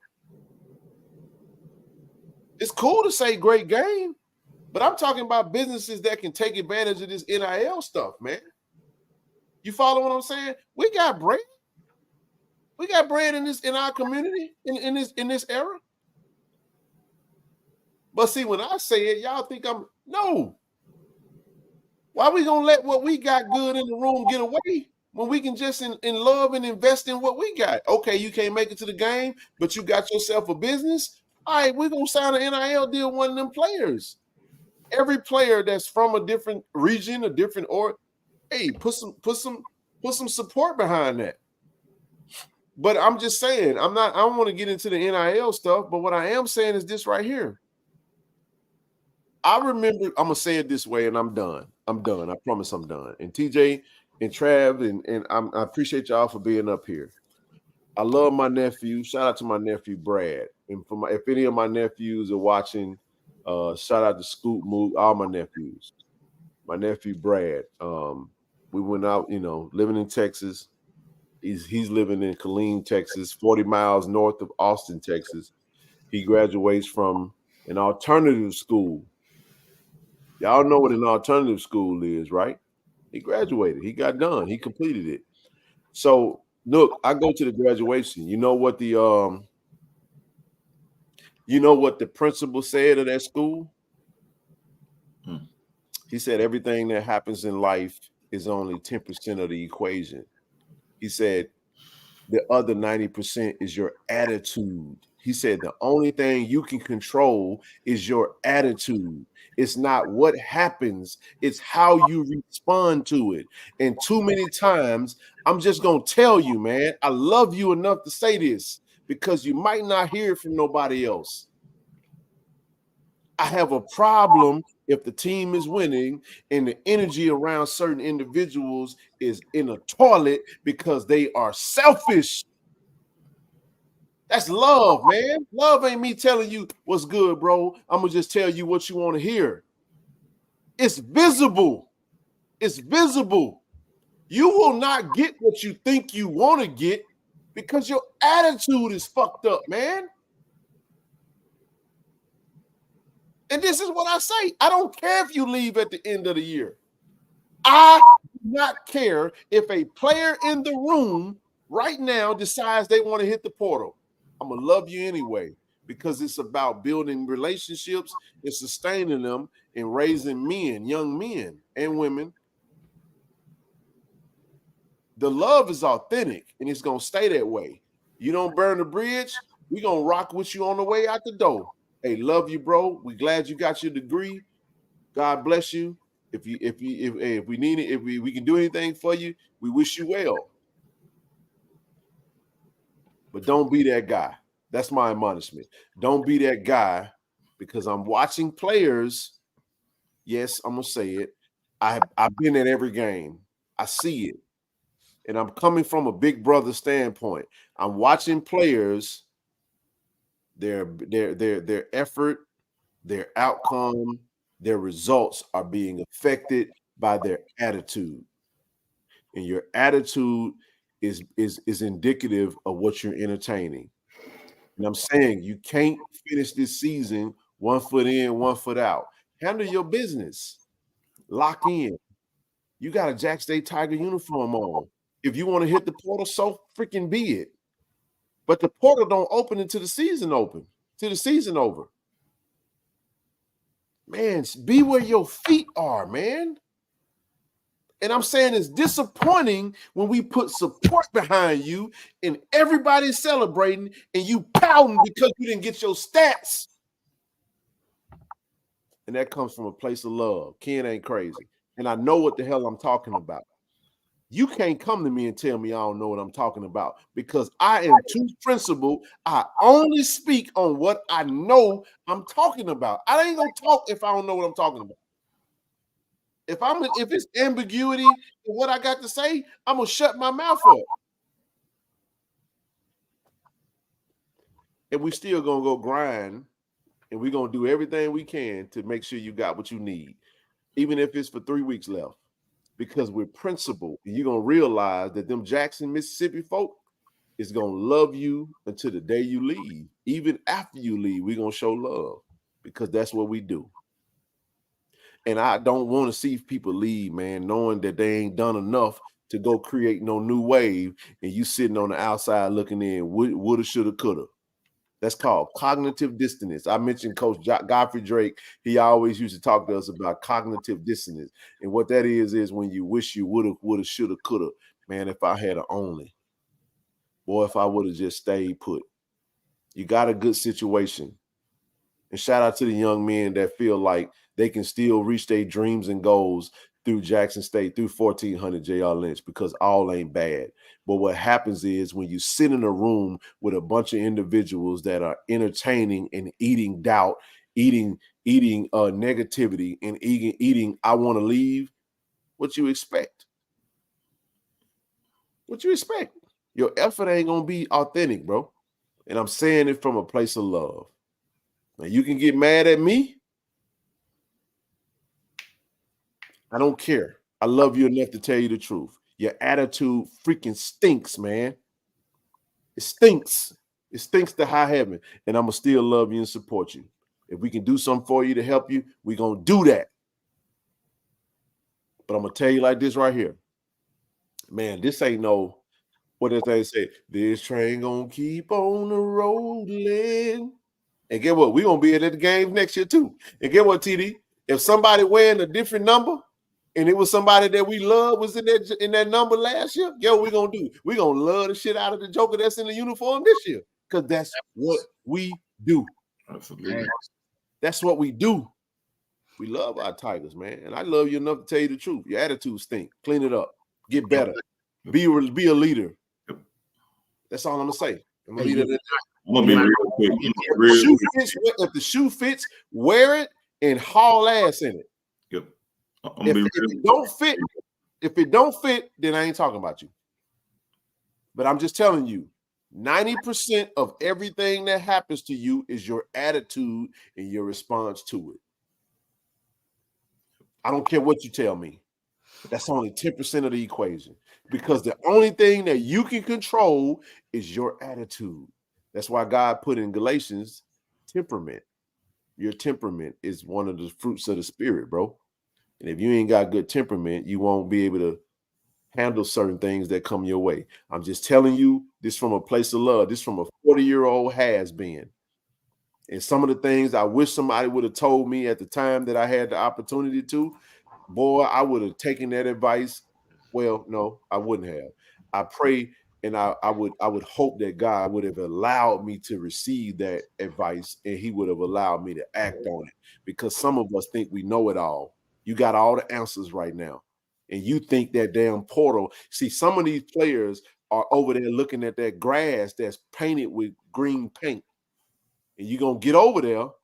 Ain't no way in the heck, ain't no way in the heaven I'm going to have a phenomenal opportunity where I'm on the field playing and I'm going to infatuate myself into dismal play and crappy attitude because I'm too busy focusing on the potential of going somewhere else. Man, you ain't that dude over here. But I digress. Miss Rochelle, the lovely Miss Rochelle, the beautiful Miss Rochelle, Miss No Gray. Good evening, my sister. How you doing? Hey everybody. I'm just coming in to listen. I just got home from work.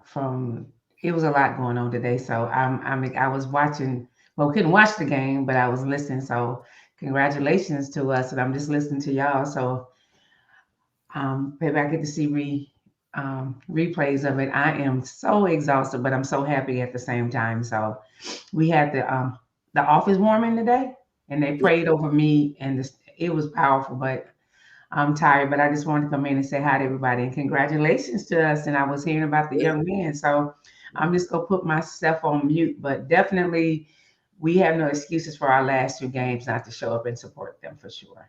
Thank you for saying that. See, people think that because people are always excited when we putting that emphasis on something that don't hit them. Yeah. You start knocking on their door and you start sitting on their porch and you start putting mail in their mailbox. That's when folks will say, whoa. You're getting a little too close for comfort.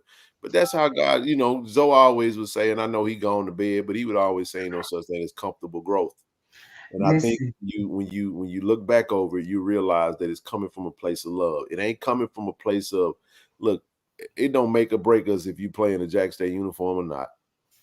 We love you. We think the opportunity is phenomenal. We value that opportunity. And I'm sorry, you will never get me to think that a Jackson State opportunity in any sport is of any lesser value of any other school you want to put on the table. I'm sorry. We value Jackson State, and you're not going to make us not value Jackson State. So if you have an opportunity to be a Jackson State Tiger, we value that. Don't expect us to say or think anything different. And it sucks when we see people start acting like they move and act like because it's our stuff, it ain't enough. It ain't. You want to pit it against that. And then you go over here to these other places and you squander. I've seen players that was producing at a high clip, barely playing now. But you happy because you over there in another space that you thought was whatever. The goal is to play. The goal is to play. And I'm gonna say it like this right here to the young players. Let me put you up on game. I'm gonna shut up. If y'all want to get to that big level, some of y'all not on that level right now. Let me tell you what wisdom would do. How about you play a few years at the FCS level or at Jackson State, stay where you at, build your stats up, make a name for yourself, and then you go. You get your degree, and then you go over there and look, now you're going to grad school, and you getting NIL money, you're more mature, and these people covered you more, and now you have a potential to start. The objective is to be on the field. It's not to get a damn check and be a number, because you got kids that's out here taking checks. That ain't the end goal. And I'm going to say something that our previous coach said. He said, you got too many players worried about the NIL and not the NFL. If the NFL is your opportunity, you take the best route possible. You take the best route possible. And you can't go to the NFL in your first 2 seasons. So I'm sorry. If you stay 3 years and get your degree, you can go to a Power 5 program, or if you redshirt a year, play 2 years on the FCS level, you can transfer as a grad transfer with 2 years of eligibility left. Now you're a grown man or woman and you already established yourself on the FCS level. And then you can go get a big check. You know why your big check come in? Your big check come in for you non-business thinking folk. Your big check come in when you produce. Go dominate on the FCS level. If you got a D1 opportunity to play at Jackson State, dominate. Make a name for yourself. Be all SWAC. Be the top player at your position in the SWAC. If you ain't the top player at your position in the SWAC, how dare you think you can just go to another level and you gonna go out there and be that person? It happens every blue moon. But I'm putting you up on game. If you stay put, get your degree, and actually dominate, you still can have 1 or 2 years left, and you can walk in that thing as a starter, and they'll pay you top dollar. It will be. It's a learning lesson, Ken. I ain't telling you what nobody talk. I'm telling you what we see. You see some of the FCS players that walk away with 1 or 2 years left of eligibility, they be the most coveted players, getting 6-figure salary, getting 6-figure checks. And then they go start and they dominate and they go to the league. That's the game. If you at this level. But anyway, I don't know what I'm talking about. Go ahead, T. Mark, you was going to say something, man. I was going to be bro. I was just going to say, I mean, Ken, excuse me, said it all. But just one word I think he didn't say. Okay. And that's character. Character. Why would you say that, though, Nook? Tell me why. Because there's a reason why you mentioned character. Because we see it. We all see it. And if we see it, they see it. Oh boy, did Blue just mention Cam Ward? I'm gonna let y'all know who Cam Ward is. Cam Ward was the young brother that was the starting quarterback at Incarnate Word, who was the FCS baller. He's at Washington State now, doing his thing now, starting quarterback on the FBS level. Now him and Shador are gonna be having a duo in the Pac-12 in a couple of weeks, but I don't know what I'm talking about. Anyway, keep going, bro. But yeah, bro, character, man.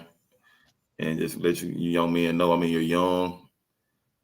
And yeah, I mean, you see this, you see that. It's not what it is, man. I'm tell you one thing about character.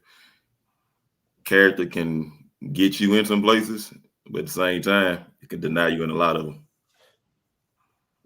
Nook, thank you for saying that word. Your character is everything. Your character is everything. TD, it don't make no difference what I think or what people think about you on this screen. You know what's most important, bro? Is how you live your life. It's the character that you display each and every day. Because you know what you believe and what you really are about is going to be dictated in your character. And Zoe say it all the time. Your actions are going to confirm or deny what your mouth say. Your character is everything. And I'm not saying somebody got bad character. I just like to say this, man. I get it. And I had a bad attitude coming up. And I'm telling you, I can say this because I cost myself a lot with a bad attitude. Michelle, in therapy, am I qualified to speak on bad attitudes if I experience a temper? I experience bad decision making. I experience horrible life decisions because of an attitude. You think I'm qualified to speak on this? I know what it looked like. Well, this what I can tell y'all this. What Ken is saying is true, but the lesson will keep coming back until you learn the lesson. So we say it because we really, when you love someone and you love something and you really invest in people and these young men, I love mentorship because mentors matter, man. It's the older, those OGs, we call them OGs. Man, them OGs became OGs because they knew they'd been down that road before. And they saying, young buck, I done been down this road, man. And I love you enough to tell you the truth. Unfortunately, a lot of the OGs in the penitentiary, and they telling the young folk that done came in there and done, they know they ain't getting out. So they really just trying to school you on this. When you get out, hey, you do this, and this. And I get it. Don't nobody know your story. I get it. I'm sorry. I'm going to say this, and I promise you I'm going to shut up. I get it. Your story is unique. Nobody really understands you. See, what I'm saying don't really apply to you because your situation is the most unique situation in the world. You just don't understand all the ins and outs and the details. Ken, you just talking generic, but see, you don't know my situation. See, my situation is special, is unique, and I have a reason to be pissed off. I have a reason to have a bad attitude. I have a reason to hit the portal. I just say we wish you well. Hey, go ahead, T. Hey, I want to say this. First, Brother McCarty, I understand what you're saying, but I don't think that's the implication. What are you saying? I ain't read it. My bad. No. I don't think. I mean, he wasn't saying anything, but he basically saying if you come in the room, stay in the room, regardless of what. That ain't. You're right. That ain't tied to the reality of this era. But keep going. Yeah. So what? I mean, I'm not going to speak on that too much because we spoke on this on last week, earlier this week, and I basically mentioned burning bridges and characters. What we're doing right now is the same thing that, and to elaborate on something that you just said. What we're doing right now is the same thing, quote unquote, parents do. And for most people, most kids in those situations don't understand what you're saying because they hadn't got down that bridge. But we're trying to give you some headlights so it can brighten your path, so you can understand. However, you still go down the path that you choose to go down, and let your light shine where you want it to shine. When Mark mentioned characters and what Ken's speaking on about attitudes and body demeanor, if we see it, fans see it, coaches see it, and people on television sees it too. Because the camera pick up everything, and they see stuff that you don't see. However, we have something in this world as you grow, as you continue to try to move to the next destination, called a reference. Now, come on, dog. Come on now. That's why I was getting that. And what that does, when you think that you are harming someone else, I Mark, I used to have a teacher to tell me, tell the classroom, I ain't gonna say just me, but you know what I'm saying, when you get in somebody else's work and you're not putting in the time doing work yourself, you're hurting yourself, because when that test time comes, you only have that paper to look on. You know what I'm saying? So with that being said, while you think that you are harming your school, your coaches, Jackson State, or whatever school you choose to play for, you're pretty much hurting yourself. And what you are doing, and if another person around you are not careful, especially if you are an older or upperclassman, you can be tarnishing that person next to you. So if you have an issue, you learn as a young man to handle your issues yourself. And one thing about it, if you are disrespectful and you're not being a good teammate or whatever the case may be, and you decide to leave and wherever else that you want to go, they're gonna call back and ask those questions about you and your character. Right. So you assassinate your own character with your attitude and your demeanor. So at the end of the day, no one is saying this to try to make you stay in that room or stay on that campus, because that's your choice. Right. We are saying, because as Ken said, we love and care about you guys enough to get you to try to show you a different perspective of life that you hadn't faced yet. And like you said, you thinking your situation is only unique. Hey, add one thing. I don't care if you're a red shirt and you don't hit the field. You're gonna get the same love as a player that's on the field playing. You go to somebody anyway. I'm gonna leave that alone. Can I say one thing? KB11. Let me say this real quick, and then I'm gonna shut up, Miss Rochelle. And then my sister owes English in this thing. Let me say this. There's a yes and a no. Ideally, this is the new era in college football that it was introduced by the transfer portal. For those that don't understand, I want to educate you just briefly. The transfer portal has made it to where players now, they all get a one-time transfer of immediate eligibility. If you reverse back, it used to be Anytime you transfer, you had to sit out 1 calendar year. So that would deter some student athletes from transferring. But now they give you, in undergrad, they give you 1 transfer where you have immediate eligibility. If you do transfer, you have to have very specific reasons in order to be granted immediate eligibility. Some players take that risk. They have to sit out. You use Tyler Brown as an example. You saw he was trying to use the whatever waiver that made sense for him, and he shared his story. I'm not going to go down that road. But what I want to say is this. College football is basically like NFL free agency now. Every year you got to re-recruit your roster. You think some players are actually, that's why you want to recruit players that are that fit the character and the mold and the desire to be a part of your program. Sometimes the reason why certain coaches don't recruit certain higher caliber players is because of the fear of having to have consistent year-to-year major roster overhaul. That's why some college coaches from the basketball standpoint have embraced the one and done. It's do you adjust with the times? You don't have to function like a JUCO, but if you're not really managing your roster based off the data and based off of the actions and the options for the players in your room, you're going to look like a JUCO because they're going to leave anyway.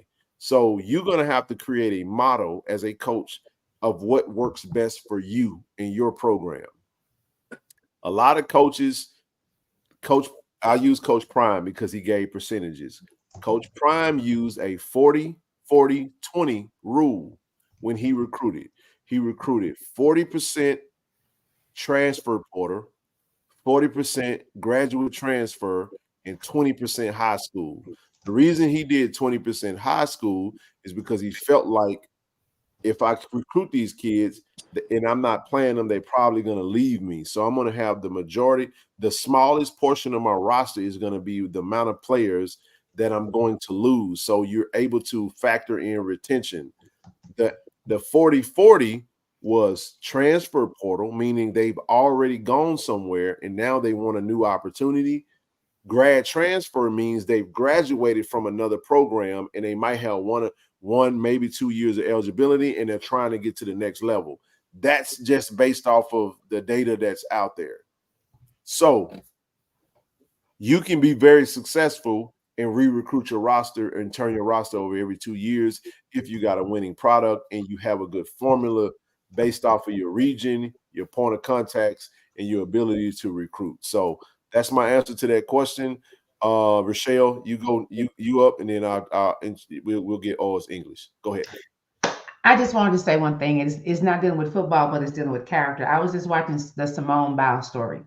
And Simone Biles had a chance to go coach with one of the best coaches in America at that time for the Olympics. And the lady cut her and said no. And when Simone coach asked her why, she said because she's not coachable, because she don't listen. She had all the game in the world to do the sport, but because her character and she would not listen, the lady chose not to deal with her because she says she has great talent, but she won't listen. So she got cut, and the lady told her, come back when you're ready to listen. It's the same thing with these young men. Your character. If you are not coachable, I don't care how good you are, they are not going to give you the time of day because they can't deal with your attitude. And a lot of these people, when they transfer, Ken, what's crazy, if you are a horrible teammate at Jackson State, you're going to be a horrible teammate wherever you are because it's not the team, it's you. You know what I'm saying? So we have to really listen. And this is one quote that says, life is lived forward, but understood backwards. Okay, some of y'all are in it right now. You don't see it. Some of these quote unquote OGs, they've been through some stuff. But in the end, as TD said, it's going to be your choice. And whatever choice you make is your choice. But just be ready for the consequences of the choice you make, because that's the choice of whatever you decide to do. So in the end, they can tell you some things you should do. But when you make these choices, just be ready for the consequences, be it bad or good, on whatever choice you choose. I'm done speaking. Great point. All's English. Welcome. It's good to hear from you, sis. How you been? I'm doing okay. How you doing? Good evening. Good evening. It's almost midnight where I am, but good evening. It's okay. It feels like a Monday almost, but keep going. Oh yeah. This month went by really fast. First of all, I this hits home, as you know, because I am a professor. Yes. And you brought up an excellent point, when we're talking about character, because the same thing happens with I get the athletes and all of the students in my classes. And the same thing happens when I have a student that's in my class and, they don't do so well, or they have a bad attitude, or they're not making an effort, or etc. And then they want to try to get a scholarship, or they want to join a club, or they want to apply for a job, and they're requesting for me to be a reference. And there's a lot of energy that goes into that. First of all, it takes a lot to write a reference. Second of all, if I'm writing it, then my name is on it. So whatever I say, that business or that club or whatever it is that I'm referring them to is trusting what I'm saying is relevant and true. And so I'll be honest. There are students that request references and I deny that request, because if I put my name on it, that's my reputation on the line as well. If I recommend you to join or be a part of something, and I know how you behaved in my classroom, and it translates on the football field, it translates in life, period. Yes. Bridges are real. Bridges are real. Professionalism is real. And I see a lot of, and including some of the athletes, you'd be surprised at the different levels of reference that they will ask in regards to what it is when they need something or they're trying to go to the next step. And I appreciate Miss Rochelle taking the time to say, I don't see it as Ken is saying, hey, come here and then go somewhere else when it's time. That's not what he's saying.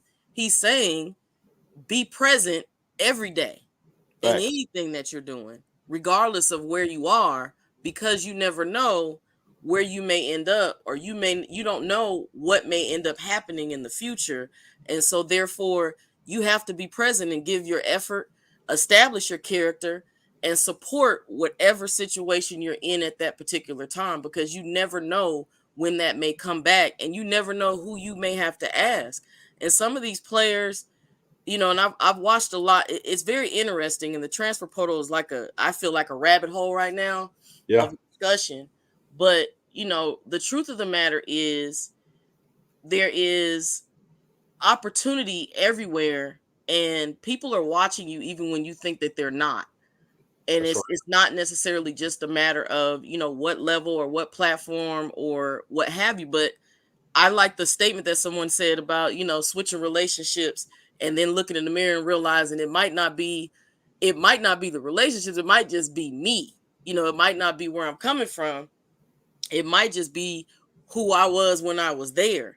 And so there's a fine line where I think sometimes money kind of supersedes the ability to understand that you have a future, you have a professional future. Like football is a profession, even though some people overlook the fact that they're athletes. It's still profession. I teach my students all the time, be professional.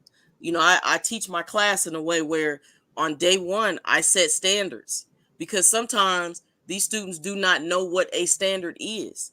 Someone has never taken the time to let them know it's not okay, to come to class 40 minutes late every day and think that that's okay because you're getting in 20 or 30 minutes of class. But if you don't tell them and you don't establish that, and then you don't hold them accountable, then they continue to do it. And, there's a lot of times where I get students, and again, I get athletes and students on scholar. I get them all. They all come in my classes. So I deal with this on a day-to-day basis. And at the end of the story, the bottom line is every one of them are there for some way, shape, or form to enhance themselves professionally, to enhance themselves in life. And that image, that first that first encounter means a lot. That second encounter means a lot. And sometimes you do have to make improvements. Sometimes you do have to be able to understand, okay, this person is telling me this or teaching me this because it's going to help me see something that I don't see. And that's the problem, is sometimes we get in situations where we don't see what others see, but we're so sensitive to constructive criticism. We're so sensitive to not being able to be corrected and acknowledge that there are people around you that are watching, and they're trying to tell you and show you what the world sees. And what the world sees is a big factor in where you may end up. And it's sad because a lot of these, students and some of these younger kids, or even, young adults, these are grown men in my eyes. These are, grown students. But the reality is, it's hard. It's easier to deflect it than it is to actually take a step back and look at it and say, okay, how could I have done better? And so again, the way that I address that is the same way that, Ken is doing it with love. I'm not as nice, and I don't sugarcoat it. Like, this is a standard. This is how this looks. What job, what situation allows you to behave in a certain type of way? And they'll continue to invest their time, their money, and their opportunities offered to you if you don't show up and you're not a person that has established character. It's all a process. And I think that sometimes that gets overlooked. Now, for what reason? I don't know. I'm still trying to figure out why. But it's a lot when you sit here and, like you said, Ken, your team won and you feel some type of way and it's written all over your face. At the end of the day, I think that we all have to take a step back and think about what we see when we look in the mirror. We all have to take a step back and appreciate that there are people around us that are trying to help us enhance, because we don't always have the same vision that other people have on the outside looking in, but they do represent other people that may be a part of your future, and they're trying to prepare you for that. And if you can't take that constructive criticism, which some people are not, privy to that, or some people think that they're just completely, exempt from it. Some people feel like they don't need to be criticized. Like, I'm in a box by myself and I don't need to be criticized. I know what I'm doing. I know where I'm going. And there's nothing that you can do to penetrate that. And that's sad too. And so it's not so much about whether or not our students, and as some people may know, I work at a Black college. I graduated from a Black HBCU. And so I've been in the culture for years. And the bottom line is, yes, that you may end up going somewhere else in the future. That's not what they're trying to sell. What they're saying is, you have to look at who you are and do the best that you can do in that situation, no matter what ends up happening. And no matter how, there's always an agenda and a bottom line, and you have to figure out, how do you become a part of that? Because in reality, there's so much ahead of you. And if you can't look to see that, then you get lost. And then, like you said, the transfer portal, there's a lot of lost souls in there. There's a lot of lost souls, as you said, that go to other colleges and realize the grass was not greener on the other side. I've been on the sidelines watching it as well. And it's not just from Jackson State. It's just in general. There's a lot of students and student athletes that get lost in, whatever it is that they think they see on the other side, and won't listen to the people that are around them that care. But I think it's a trust factor. I think sometimes these students have to be able to trust that you really are speaking from a place of love, that you really do have feedback that basically is going to allow them to take a step back and embrace it versus trying to refute it or ignore it. And so that's just kind of, what my experience has been working with these students. But I think it's a great topic because it's not just about, football and where you play football.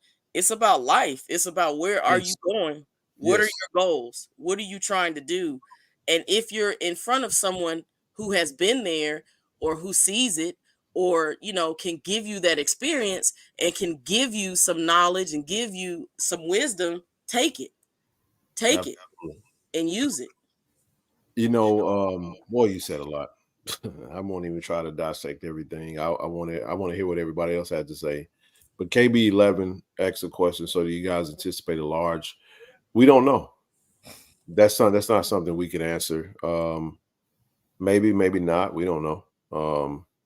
It just comes down to whatever factors that are there. I mean, we got some players that are going to be out of eligibility at the end of this season that will be moving on into what O's English just got finished talking about was real life. Because I'm going to just tell you, like, I just saw a post recently that talked about the 2013 draft class of all of the first rounders. I think there was like maybe 2 players that were still in the league. So even if you make it to the league, which is very, very, very hard to do, that time frame. I have a first cousin who was drafted in 2010 out of Tennessee, who spent 6 years in the league, made money, but his NFL career lasted a total of 6 years, and that's just somebody I know personally. So with that being said, even after that, it has to be life after that. And you talk about TD, mentioned burning bridges, you mentioned references. Those 2 things that he talked about that she just mentioned, those are life references. Those are things that are going to come after the fact. You start a business and you burnt bridge, and I'm not saying enter the portal, you burn a bridge. It's not what you do, it's how you do it. It doesn't matter what you decide to do. Character, being where you are, respect. There are players that have left that we love forever. You know what I'm saying? There are players that are left that we don't ever have to talk about in life again. it comes down to the details of how and when or why or what. So I'm pretty much done with the topic. I'll let the folks that's on the panel right now just give their tidbit. I don't have anything else on it other than the fact I just wanted to mention that because I didn't want to come off as critical. I just wanted to, this is what I'm saying. What I'm saying is I love you enough to tell you that we can all be better in areas that aren't very good right now. And energy, attitude is important right now. We got 2 games left to go in the season, and anytime in sports, I was an athlete that made my attitude and what I wanted bigger than the team, and I didn't fare very well. And I don't want to see these young men take these opportunities that they have become so emotionally charged that they make a decision that they're probably going to regret.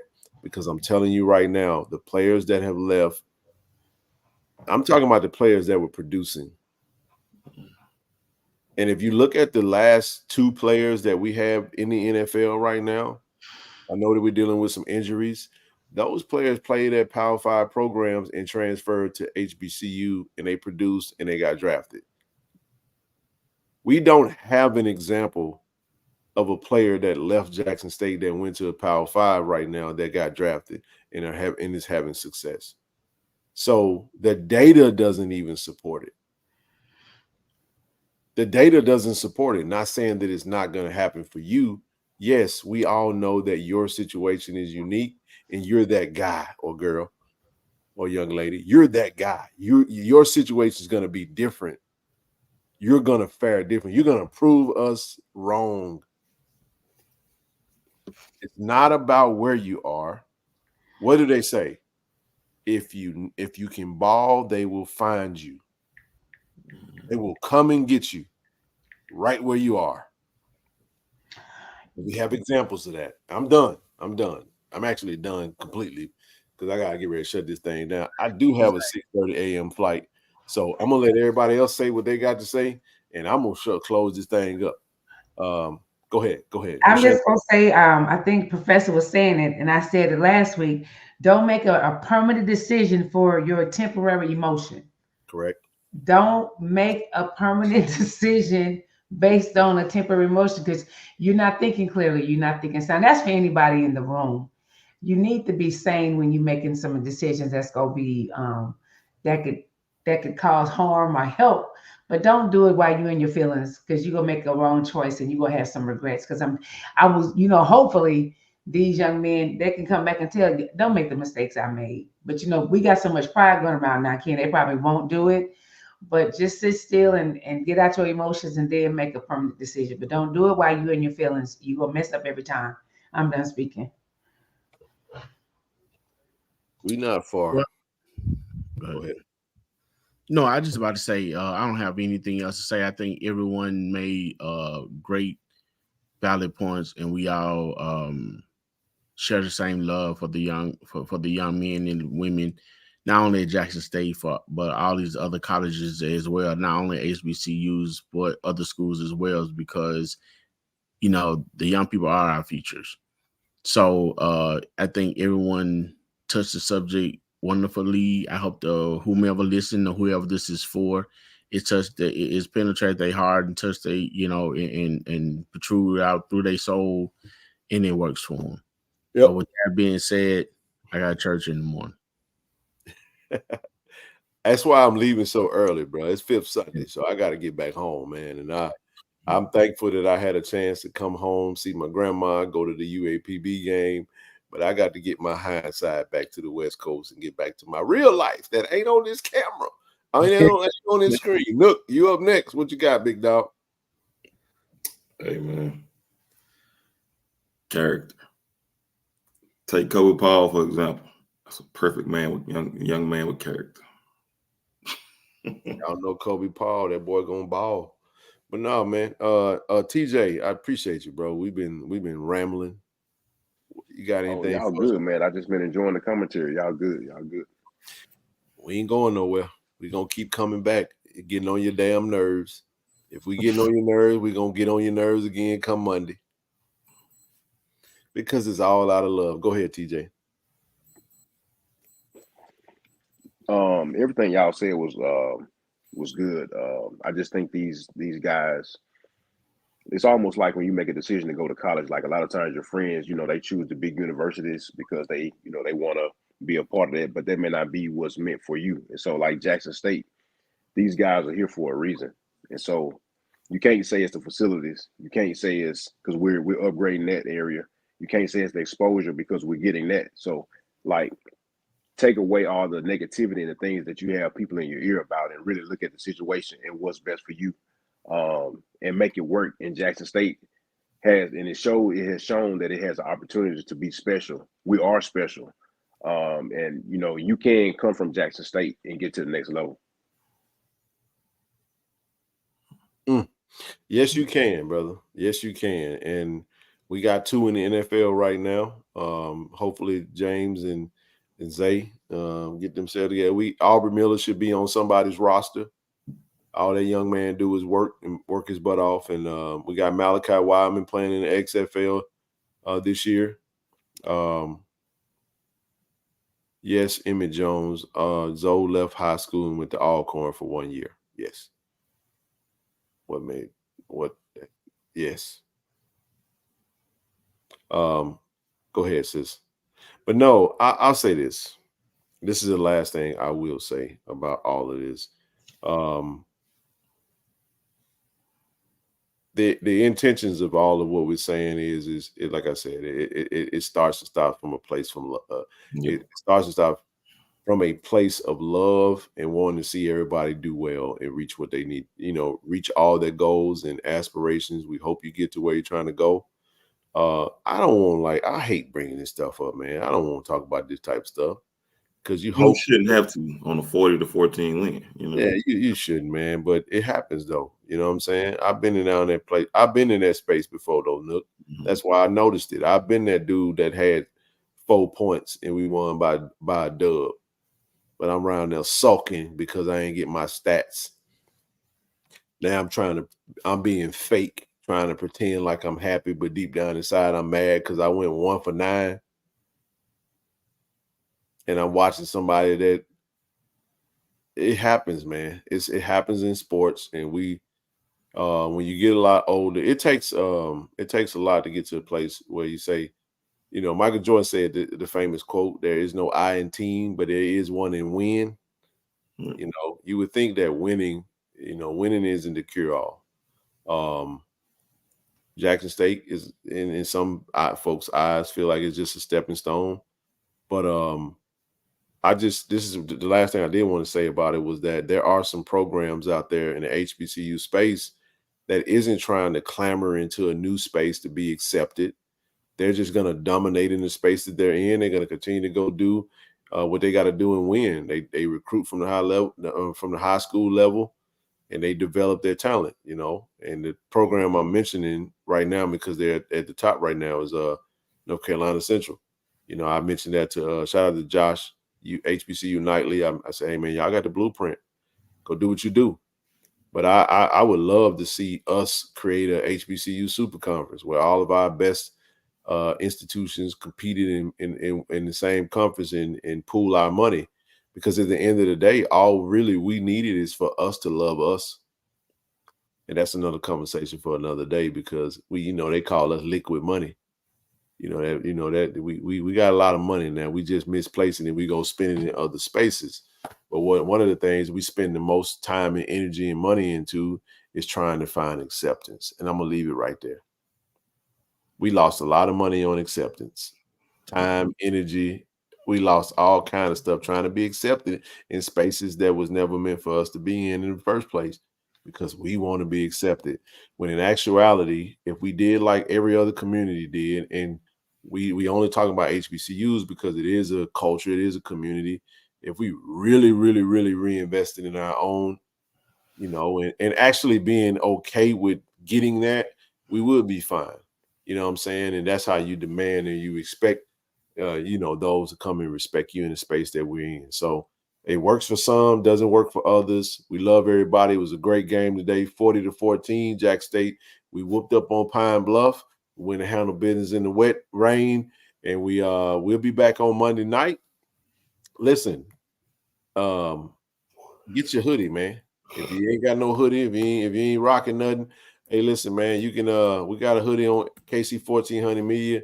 Go to KC 1400 Media right now. Grab that hoodie. Today probably might be the last day you can buy it, where you can get it shipped on time. Actually, it might be tomorrow. So all the orders will start being shipped this week, and we get everybody a hoodie before they come to the game. So, Nook, that's all I got, bro. Good seeing you, man. It was a great game, great weekend. I'll let you close it out. You got anything else? No, man. Good seeing you. Good to be back. Good deal, brother. JSU by 40, baby. D.I. Love, go Tigers, baby. Go Tigers. Great day to be a Tiger. JSU by 40 campaign. Coach Taylor, I was just thinking, I was sitting in my office and we were talking about Jackson State athletics, the tradition of Jackson State. You played here. What if 50,000 alums gave $40 a month for 12 months? Man, that would be huge. That's money in the bank for athletic program. Let's do this, Coach. I'm challenging all 50,000 alumni of Jackson State University, supporters, fans. Let's give $40 a month to JSU by 40 campaign. 12 months, 12 million, September to August. Let's win championships in the classroom. Let's support Jackson State University. Let's support athletics. And let's make sure our coaches and our student athletes are successful. So again, Coach Taylor and I are challenging you, all 50,000 alums, $40 a month for 12 months to support Jackson State athletics. Go Tigers. Go Tigers. Support the JSU by 40 campaign. Visit gojsutigers.com/JSU by 40.